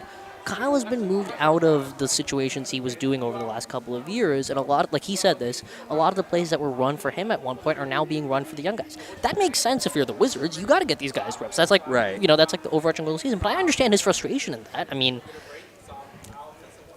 it's a player and a team that are at two different points in their timelines, right. And you're just seeing the inevitable clash of that incongruity. So that brings us to, Varun, the trade deadline. Wow, how did we get here? The trade deadline is the 6th, I believe it is, which is coming up, next Friday, I believe, which now is easy to keep track of. Apparently now it's just the Friday of Super Bowl week, because I remember being in Vegas last year for the Super Bowl, and the trade deadline was about to hit, and we had luckily scheduled Noah Eagle, who we had scheduled because he was calling the Super Bowl for Nickelodeon, but he also obviously calls Nets games and was well-versed on the NBA. So I was like, hey, you ready to talk about touchdown, slime, and also the NBA trade deadline? So Noah was nice enough to go through all that stuff with us. But, last year they passed on trading Kyle. They passed on trading Tyus, which is I think a hotly contested thing on Wizards Twitter, for instance, but I don't know is actually the wrong move. They missed out on some second-round picks, but they have a million of them, and the stuff he did the rest of the year here in terms of how he poured into the young guys and all that kind of stuff mattered, but certainly didn't maximize the asset. How do you think they approach this trade deadline with guys like Kuzma, Poole, if there's any interest there, Malcolm Brogdon, Jonas, Valanciunas specifically has been arguably the best player this season. He's on a 3-year deal that's really affordable. So, I think they don't trade him for at least a first-round pick if he's on the market at all. That contract for that caliber of player, if you're a contender, and your pick's at the end of the 20s anyway, what are we talking about in terms of the names that you expect to move, the names that you don't expect to move? So let's start with Valanciunas. Because I think his contract and his skill set make him reasonably attractive to a contending option. Now, here's the thing with JV. He's not an every team player, and he's not an every situation player. You can play him off the court because he is a little bit more immobile. He's a little older. Teams can pick on him defensively. So that, he fills a very specific role, and he can easily be taken out of the game. So right. I don't think they're going to get too much for him if they decide to make a move, even though that contract is really affordable. And to be clear, they love him here, right? They love him. That was one of the things in talking to some folks this offseason in the front office. They were like, we kind of messed up some of the vet stuff last year. A lot of it was some of the guys they inherited, where they didn't really know exactly what all those guys were about. And this year, they made it a priority to get the right vets. And we saw this for the Commanders with guys like Wagner and Ertz. And it's that's really valuable when you get it right. Valanciunas is that guy for them. They really like him. I think he's just a really good personality guy, very funny, keeps the mood up. I think he is really good for Alex in a lot of ways. I think that is a little less impactful now just because I think a lot of that benefit came with how he would... I think some of it was just going up against a guy who's 265 pounds was good experience for Alex during training camp and practicing. They're not going to practice as much as the season goes on. Right. So with Valanciunas, I wrote about this recently in the Washington Post. Check out that. Yeah, I heard of it. Yeah. It's pretty good. Pretty good. And I was just looking at, for Valanciunas and Brogdon, I looked at some analogs as trades to see what they could expect. Because it's hard to gauge what the value is for these guys. I looked at Mason Plumlee, who got traded a couple years ago to from Charlotte to the Clippers. Okay. Charlotte only got a 2028 second-round pick for Plumlee, who was averaging similar numbers to Valanciunas, but was on an expiring contract. So even if you inflate that up a little bit, you could get a little bit more. I think Steven Adams, who had another, like he got traded in the middle of the season where he was out for the season, but he had another year for about $12.5 million on the books, and he went for, I want to say, 3 second-round picks. So I don't think they're going to get a first for Valanciunas, just because he's in a pretty narrow situation. They got a first for Gafford last year, but I think Gafford's a better player. Right, Gafford's a lot younger, too. Right, that's also a big part of it. Brogdon is also interesting because he probably has the best on-court impact of any Wizard, just in terms of what he can do steadying the game, getting everyone organized. It's kind of like, I hear this a lot when you have a rebuilding team that doesn't have a quarterback, right? You sometimes want to get a replacement-level quarterback in there just so you can evaluate everybody else in the offense. Right. Brogdon's that guy. Brogdon is that guy. He, at the very minimum, and I think he's a really good influence on Bub. I think he helps Jordan too, as he kind of tries to do more of like the point guard, like traditional point guard duties. But the thing with Brogdon is he's got a $22.5 million contract for the rest of the season, and it's an expiring deal. So if the Wizards ship him out, they're going to have to take back some level of salary. And if they're going to take on a multi-year commitment in salary, you have to wonder how good the draft capital they are getting is to overcome the negative salary that they would be taking on and the intangible effects of losing Brogdon that you get by trading him away. And I don't know how much they're going to get from Brogdon either, because if you look at the Dennis Schroeder trade earlier this year, Schroeder has had a better season than Malcolm, but he only went for, I think, a couple second-round picks from Brooklyn to Golden State. So if you're not getting real, I think a second-round pick is valuable to some extent, but it's still a second-round pick, and they don't really amount to much a lot of the time. And like you said, Washington already has a lot of them. Yeah. If you're Washington and you have to give up these guys that are good veteran presences, and in the case of Brogdon, potentially take back a not great contract, right? Unless you're getting a first-round pick, I don't know if that's worth it. Right. I think guys like Brogdon are also interesting, and then we'll close with Kuz here in a second. But the other thing to watch for Washington over the next week is, can they play facilitator for another trade? Right. 100%. Can you have two teams that want to make a trade that they can't without the Wizards because they need someone to take on money, and the Wizards are like, we'll take on your money for the price of a first-round pick. You two can make your big trade if you throw us a first for helping you get it across the line. So that's something where also, because the salaries have to match in NBA trades and all this silly math gymnastics that has to happen, if you need a $22 million piece to go into a trade, hey, Washington, we need a Malcolm Brogdon-sized trade filler. Okay, the big trade that I think at this point, because of the last two conversations we've had, a player that has potential first-round value, and Kuz at this point, I think his patience is maybe wearing out with this whole rebuild thing that he was initially in on. Where are we at with him and the trade deadline, and how likely is it that 10 days from now, Kyle Kuzma is still a Wizard? I think it's more likely than not, but I'm probably saying 60-40. That he is still here? I think, let's say 65-35, he's still a Wizard after the deadline. One reason, again, big contract, you'd be taking back some level of money. It's less of an issue for Kyle because he's already a multi-year deal. And so you're not, with Brogdon, you just get $22.5 million off the books at the end of this year, so it's free money, essentially, right? With Kuzma, it's not that simple. The other thing is, the Wizards know that Kyle Kuzma is their best asset. And they also know that Kyle Kuzma's having the worst season of his career, or the worst season he's had in a really long time, definitely since he's come to Washington. His value could not be lower. He's shooting badly from three. He's shooting badly from the free throw line. He's just had a tough season. Part of that is injury related. Every time it seems like Kuzma is getting into a bit of a groove, he gets injured, and it's been just a really frustrating first season for him in that way. In addition to the role change he's had to go under, playing more off the ball for a team that's prioritizing the development of young players.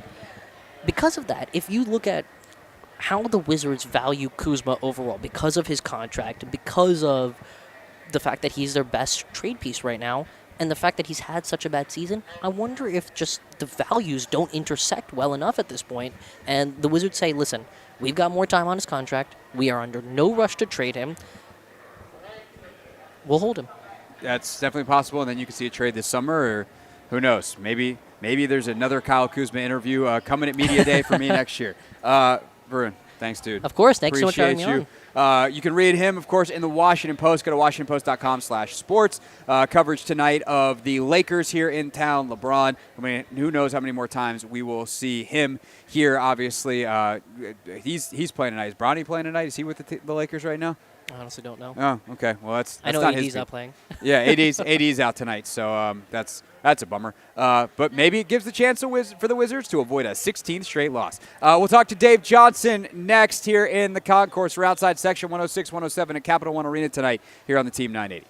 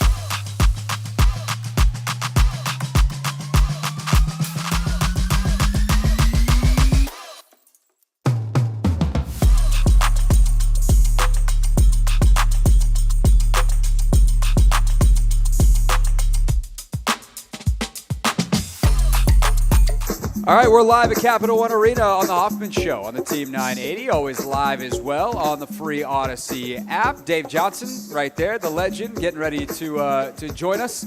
There's far too many people with the wrong shirt on here, Dave. You've already told a couple people, hey, I need that shirt to go inside out. Right.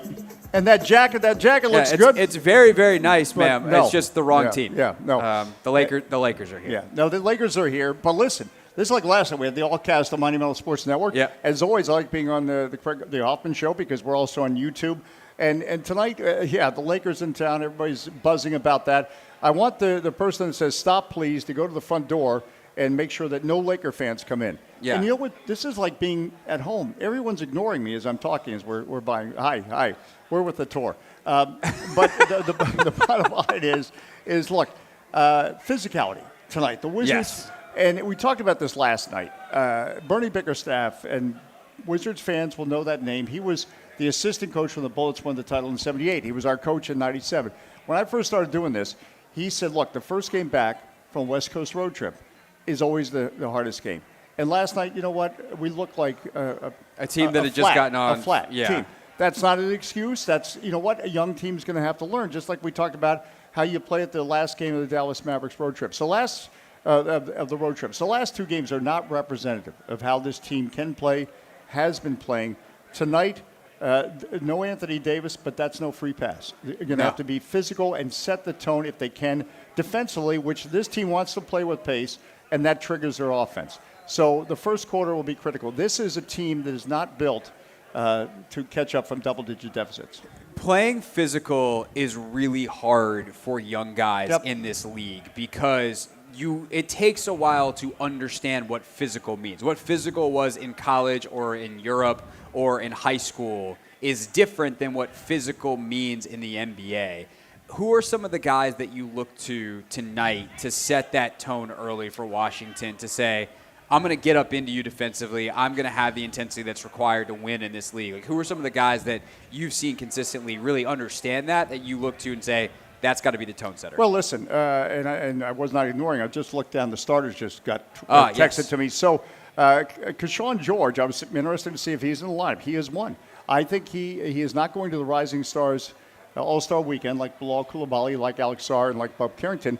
But I believe one day he's going to be there, and that would be the third rookie from this class to be a part of a competition like that. So, you know, he's shown that he can be a disruptor and a facilitator on the other end on offense.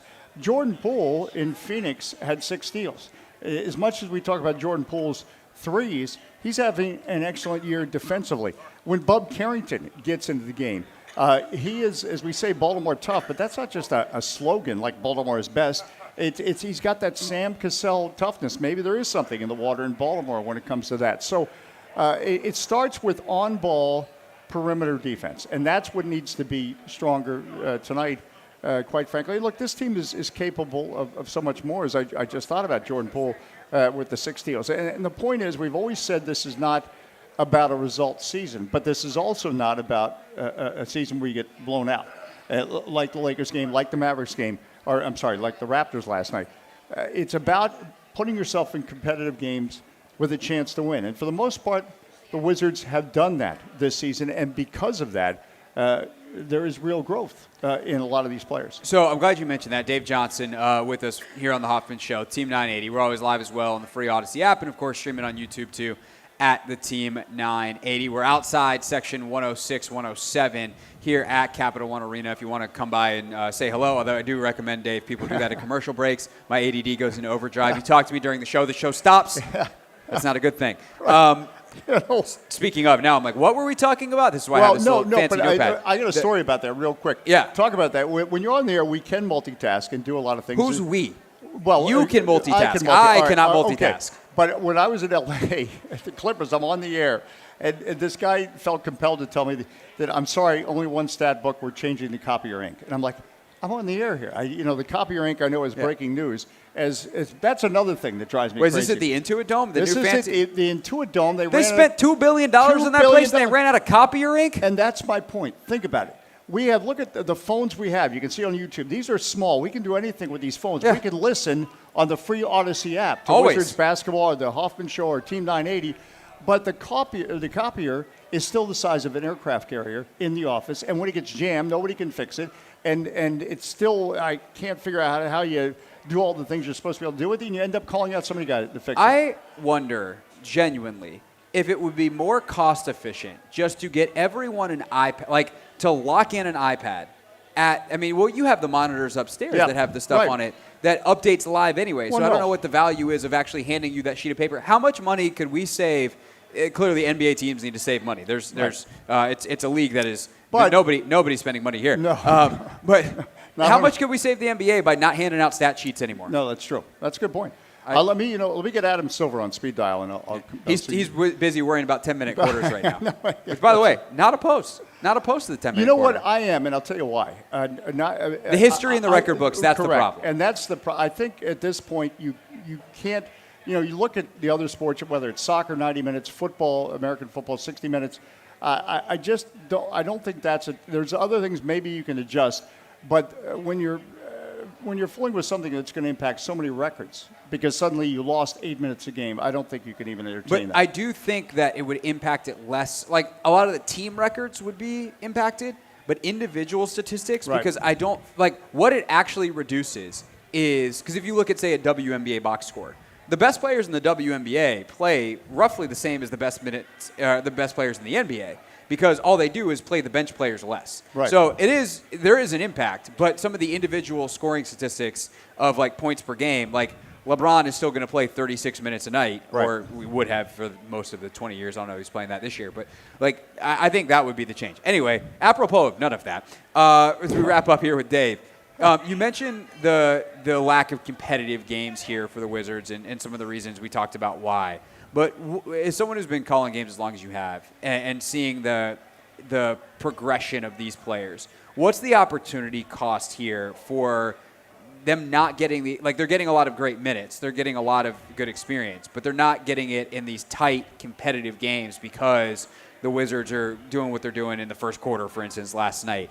Like, how much greater is the value if they can string together some really competitive games here, even if it doesn't necessarily break the winning streak or the losing streak? No, it's just about it being competitive. And really last night in Dallas, they're outliers. I'm trying to pull up the app and look at some of the other scores, but look, it could have won in Sacramento. And I know this is a season where you're going to say coulda when you're talking about wins. But when you're in situations, we were in Phoenix. Phoenix was here, had a chance to win. Those are valuable minutes that really has been going on all season. We've had was it the Knicks? I think we lost to overtime. And sometimes the final score it gets away at the end. But there's DC Stone, Stephen Powers. He's the best fan with DC Sports. He's making deals right now. Keep in touch with him. And you didn't see him on YouTube, but you heard him on radio, Stephen Powers. But for the most part, this has been competitive. What you have to listen for, and you have to be concerned about, this is the dog days of the NBA, just as we just talked about. The joke is a Tuesday night in January, and we just happen to be a Thursday night tonight. And why I say dog days, I just mean in terms of this is where as a player you have to reach in because you're close enough to the All-Star break, but you're not there. You've been on this tremendous schedule of competitive games, and by the way, that's also part of the learning experience. These guys in college or whether they played in Europe, it doesn't matter. Maybe they played 2 games a week.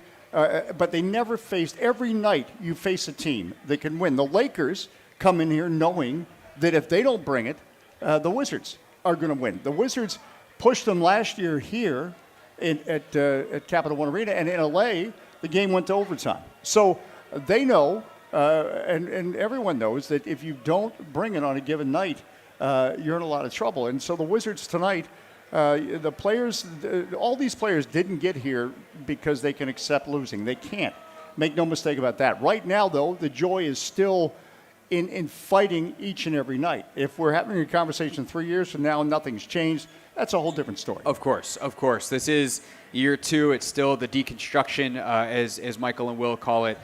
So hopefully there's some construction, some new parts being brought into the shipyard soon. But we know this year, like we might see some next week. I mean, the trade deadline's 8 days from now, so we'll see what this roster looks like by the end of next week. But we also know that the long term is the goal. But it's just, I know a lot of fans are obviously hoping to see better ball. Oh no, everyone's looking to see better ball, and we can see if they can. I think that's such a good point you made to start us off about the intensity defensively. Like, do you see some signs of life? The nights where you get your butt kicked happen in the NBA. Can tonight be a night where you at least show, like, all right, we got that fight? And you know what? I've been part of good teams, and everybody's a good team. They get their butt kicked. Again, there's 82 of these. But again, the body of work from the entire season, this Wizards team has been a competitive team. Winning, no.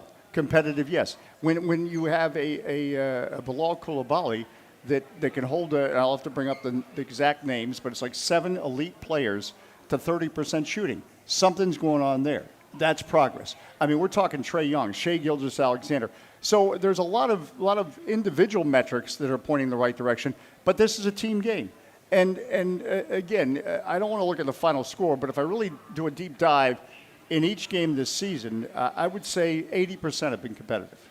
And that's something I'd be curious to talk to Michael or Will about, or someone in the front office, because they track those. They track the number of quarters they win. They track, the halves they win. Like how many of those are competitive. And I know that they're looking at those numbers intensely. Even the Mavericks game, we won the game the final 3 quarters. But the problem is we were outscored 42-16 in the first quarter. Yeah. So in other words, but if that is significant, that okay, they took a hard punch in the first quarter. But they still have the wherewithal to say, we're coming at you. We're not going to catch you because Klay Thompson scored 21 points in the first quarter on Monday night, but we're not going to stop. No doubt about it. All right, Dave, what you got coming up on pregame today? Pregame, you know what? Because, and this is interesting, we're going to break down a little bit more about how the Rising Stars discovered they were rising stars, some emotional behind-the-scenes stories. Also, we had such a great time with Michelob Ultra last night with the District E, Michelob Ultra post-game show at District E. We had about 30 fans show up post-game, and that's not easy after a game like last night against the Raptors. Yeah. And you're going to hear some of the fan comments, and it's insightful.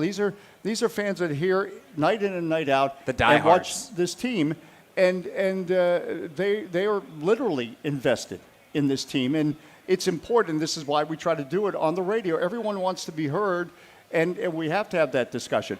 And again, one more thing on the trade deadline. It is coming up, but I don't think this is the year.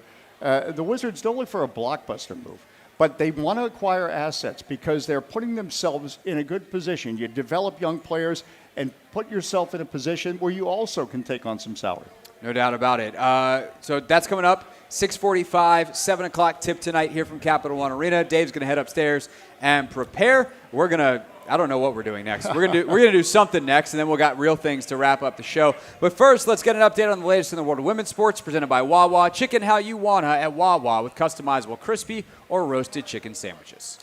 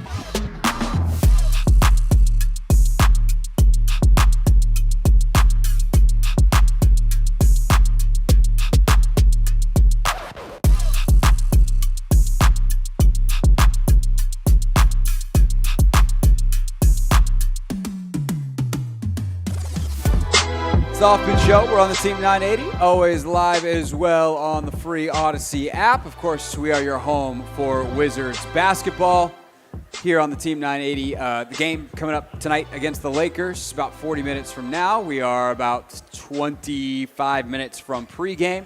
We're live at Capital One Arena, where folks are walking around. And again, there are too many people wearing the wrong colored shirt. A lot of purple. A lot of gold. I'm going to roast all y'all at once. Just, you've entered the wrong building. But I'm maybe not going to roast anybody because what do I say? Because the Wizards are the home team. Chris, Metal Chris is here. Am I just getting myself in trouble now, aren't I? This is Vic back in studio. Am I just getting myself in trouble here? Yeah. Nope. Yeah. Some of those Lakers fans are pretty big. Yeah, there are, but that's why you're here, Chris. Metal Chris, don't you know you're not only engineer extraordinaire, you're also security. I'm the bouncer. Is Shaq still back there? Yeah, he's here. I got to mess with Shaq back there. Shaq's back there. Shaq's watching the YouTube stream on his phone when he could just stand right there and watch the thing live. He's literally the only person that can just watch the show and get paid for it. And instead, he's over there watching on the phone. If that doesn't speak well to our production quality, then I don't know what does. Real quick on the current state of the home team here at Capital One Arena. Things aren't going great for the Wizards on the floor. We know that. We are certainly hoping that they can find some wins here soon. And I am definitely curious to see how post-trade deadline, once this thing comes together, because the next week is a different beast. When the trade deadline is looming, there is an anxiety in the NBA in every single locker room because you just don't know who is going to be there and who is not. I think of some of the stories that the opposing coach tonight, JJ Redick, has told back when he was a podcaster about his time in Orlando, for instance, when he got traded to Milwaukee and he thought he was good, and all of a sudden they pull him off the team bus. And he had been anxious about it for a week, then got told, you're not being traded. A trade comes across the Orlando Magic GM's desk that he can't turn down, and he decides to make that move. And next thing you know, JJ Redick is packing up his things, and he's a Milwaukee Buck for 3 months before he ultimately signed. I believe that was with the Clippers in free agency. So these kinds of things happen, and I'm sure there are ongoing discussions between Will Dawkins and, say, Kyle Kuzma right now in terms of what might happen or might not happen, but they're going to do what's best for the team because that's their responsibility. So there's a bit of an anxiety about that certainly will affect how people play. It might affect minutes rotations. Hey, we want to make sure this guy doesn't, do you pull back on Malcolm Brogdon so you make sure he doesn't get hurt because you want to be able to trade him, and then you don't, there's all those machinations. Once that's over, how do you treat the rest of the year? Are you a team that, and I think there's a little bit of an irony about this losing streak where the Wizards actually had been passed at the bottom of the standings by the Pelicans, and then they promptly lost back-to-back to the Pelicans and have not won a game since.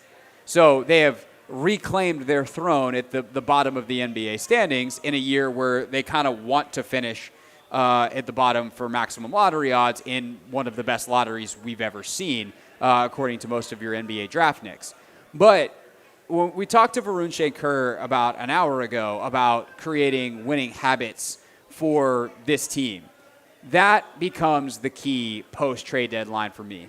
And that not only is going to come with potentially changing how you play, but to me it also is who you play. I am probably post-trade deadline open to more winning basketball players being on the floor that have won, I should say, guys that have won in the NBA. Getting Malcolm Brogdon more minutes, getting Kyle Kuzma, if he's still here, more minutes, getting Jordan Poole more minutes, getting Jonas Valanciunas some more minutes, and saying, hey, this is what it can look like, and rotating some of that a little bit more as opposed to the unmitigated youth movement that has happened here over the first part of the season.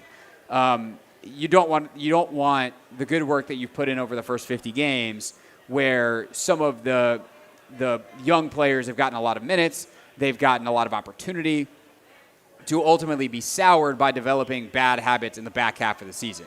Take your wins where you can get them, not literally on the scoreboard, but take your wins where you can get them ensure that you have a higher level of competitiveness, and then maybe even, hey, let's get some of these young guys minutes in late games. And that's going to hurt for some of the vets when you earn what should be a win that maybe if you had closed it out would be, and then it gets ruined by younger players who are learning.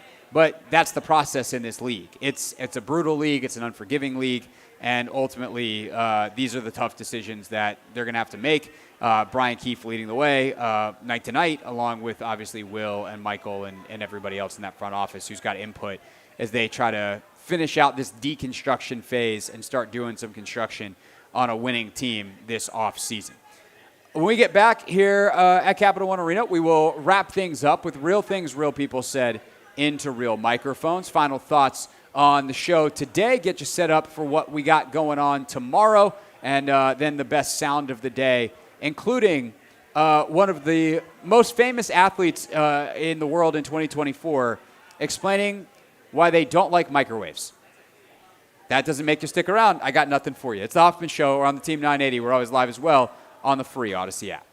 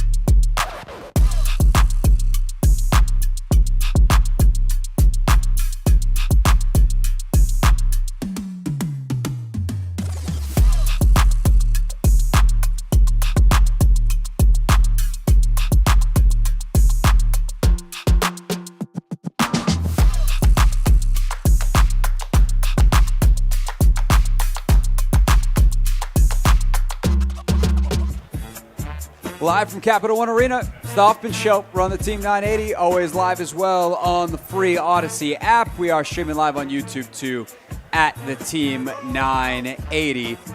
Great show today. A couple of great guests. Dan Pizzuta was awesome with us at 4:30, talking Commanders and kind of putting a bow on their season and some of the things that they need in the offseason. Varun Shankar was awesome. He stopped by, talked about the Wizards with us at 5:30. You missed either of those, check them out in the podcast feed. Vic has been working furiously on that to get it up. And so you can check that out. Just search the Hoffman Show wherever you get your podcasts. Before we get up on out of here, one more story that we've been monitoring today, especially with Slick Vic Ferreira manning the controls for Anthony, hoping that Ant can be back tomorrow. Our guy's starting to feel better, but still a little under the weather. And Vic, it's the name change story that everybody wants to talk about. And we gotta talk about it here on the Hoffman Show. It's the Utah Hockey Club. People here thought that I was going to be talking about the Commanders name change. No, that's the Kevin Sheehan Show from 10 a.m. to 1 p.m. here on the Team 980. That's the Kevin Sheehan Show. Okay, yeah, thank you, Vic. Very much appreciated. Okay, Vic, you are a resident hockey guru, so. And name guru. And name guru, yes. You're just the guru of all gurus. What's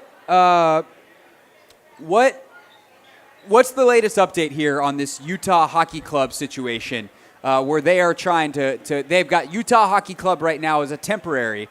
The clear winner for the name that they should go to is the Utah Yetis, but they had an IP issue and couldn't get the clearance for that. And now they were having an actual fan contest, something the Commanders did not do when they were naming their team. It's something the Wizards did back in the late 90s when they switched from the Bullets to the Wizards. And no one seemed to like that name either, even though they helped pick it. But what's the latest in the fan voting here? Yeah, so along with Utah Hockey Club, they had 3 finalists. And the second one was the Mammoth, which I'm okay with. Okay. And the third one was Wasatch. I think that's how it's pronounced. I think it's Wasatch, maybe? Wasatch? I don't know. But out of those 3, I think that is the most ludicrous one. Okay. It was so ludicrous that I think an hour ago, they just swapped out Wasatch, Sachi, and put in the Outlaws. Oh, so we have Utah Outlaws as an option. Honestly, I feel like that might be the new leader in the clubhouse. What happens to the voting, though? Are they starting the voting over? What happens if you want to change your vote? What happens if you were a Utah Hockey Club person because you're like, these other 2 names stink, and now you're like, actually, Outlaws isn't terrible. Give me the Outlaws. Yeah, so you're going to have to redo it all over again. But it just kind of gets you thinking, like, are they leaning towards Outlaws if you're going to be swapping out one of the names because of such backlash? Well, I also wonder, like, because these things get so tied up in litigation. Part of the reason, in all seriousness, why the Commanders might just wind up staying the Commanders, even though a lot of people are mad about it, is because the intensity of the work to do it again is actually really difficult. And it's not just a kind of thing where you can pay someone and make your problems go away. It's not that kind of lawyer work. Like, IP law is a bear to deal with. And to actually, like, trademark and get, like, 1, clear whatever it is you want to do, and 2, like, claim it is a ton, and it's very difficult.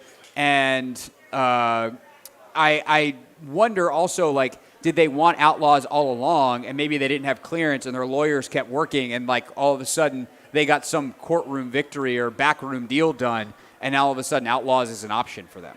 I think it was just because there was so much backlash on social media. Or because the one that they had stunk. It was really bad. And apparently, I guess they're voting at the arena.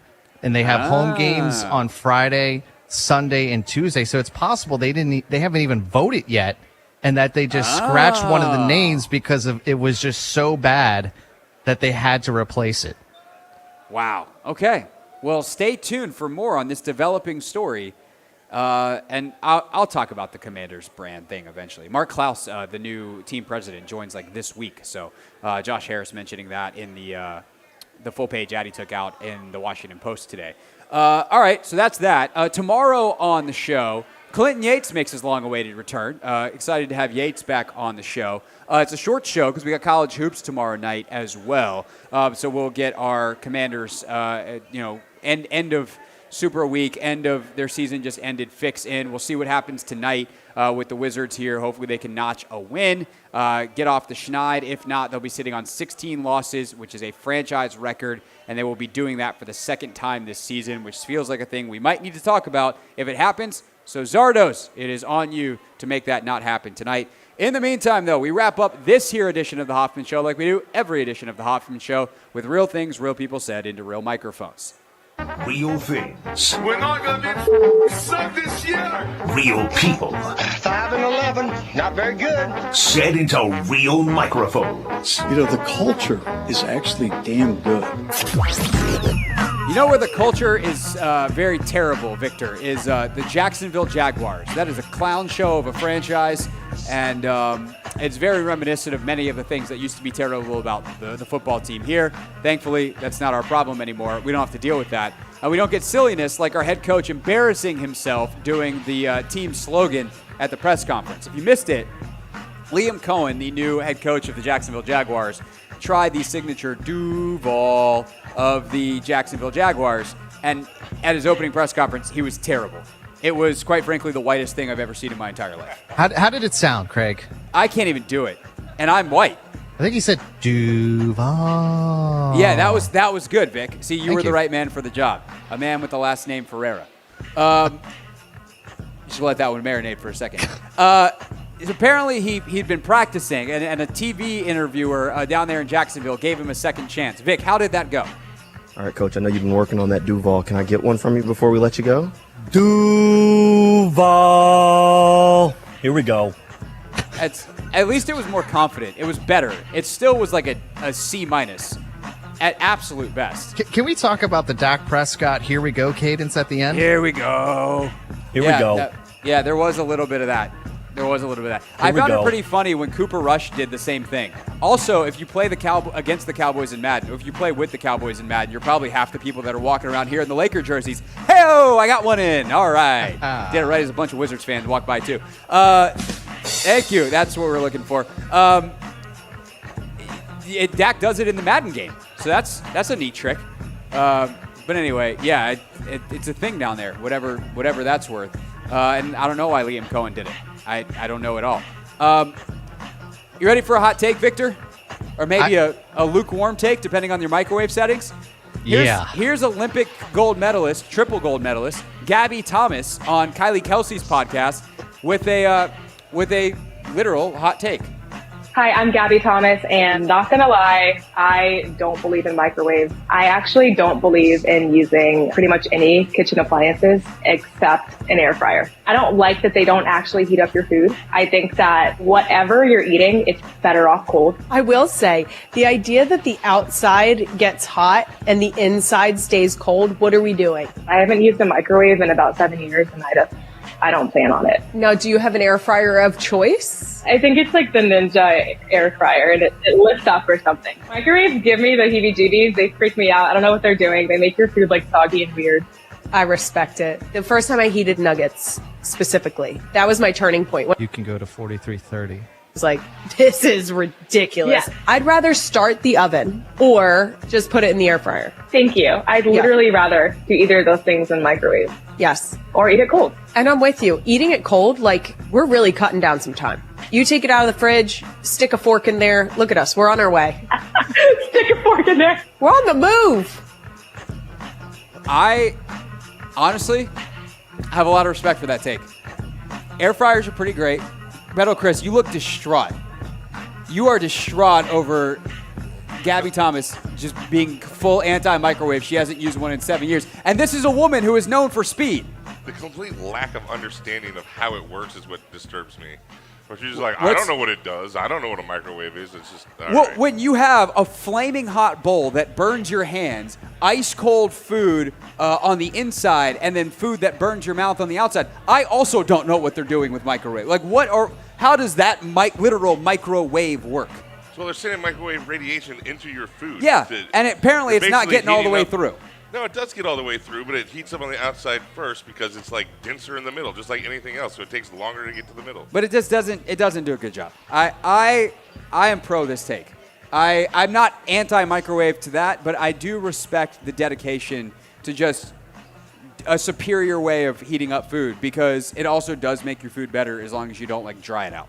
And the air fryer is pretty fast. So, and it doesn't require the heating up the oven thing. Now that's where you lose me. That takes way too long. Kylie Kelsey's got too much time on her hands. Which, how can she have too much time on her hands? She's got 3 kids, and Jason doesn't help a lick. I don't know. Gabby. Hey, she's a 6-time Olympic gold medalist, so she could say whatever she Yeah, wants. I said 3 times. That was just in 2024. Yeah. Yeah. All right. So she's doing something right. Yeah, I clearly just whatever Gabby's doing, I want that so I run faster. All right, that's our show, our very silly radio show here on the Team 980. We'll be back tomorrow at 4 o'clock. Thanks, everyone, for listening. See you then. Wizards next.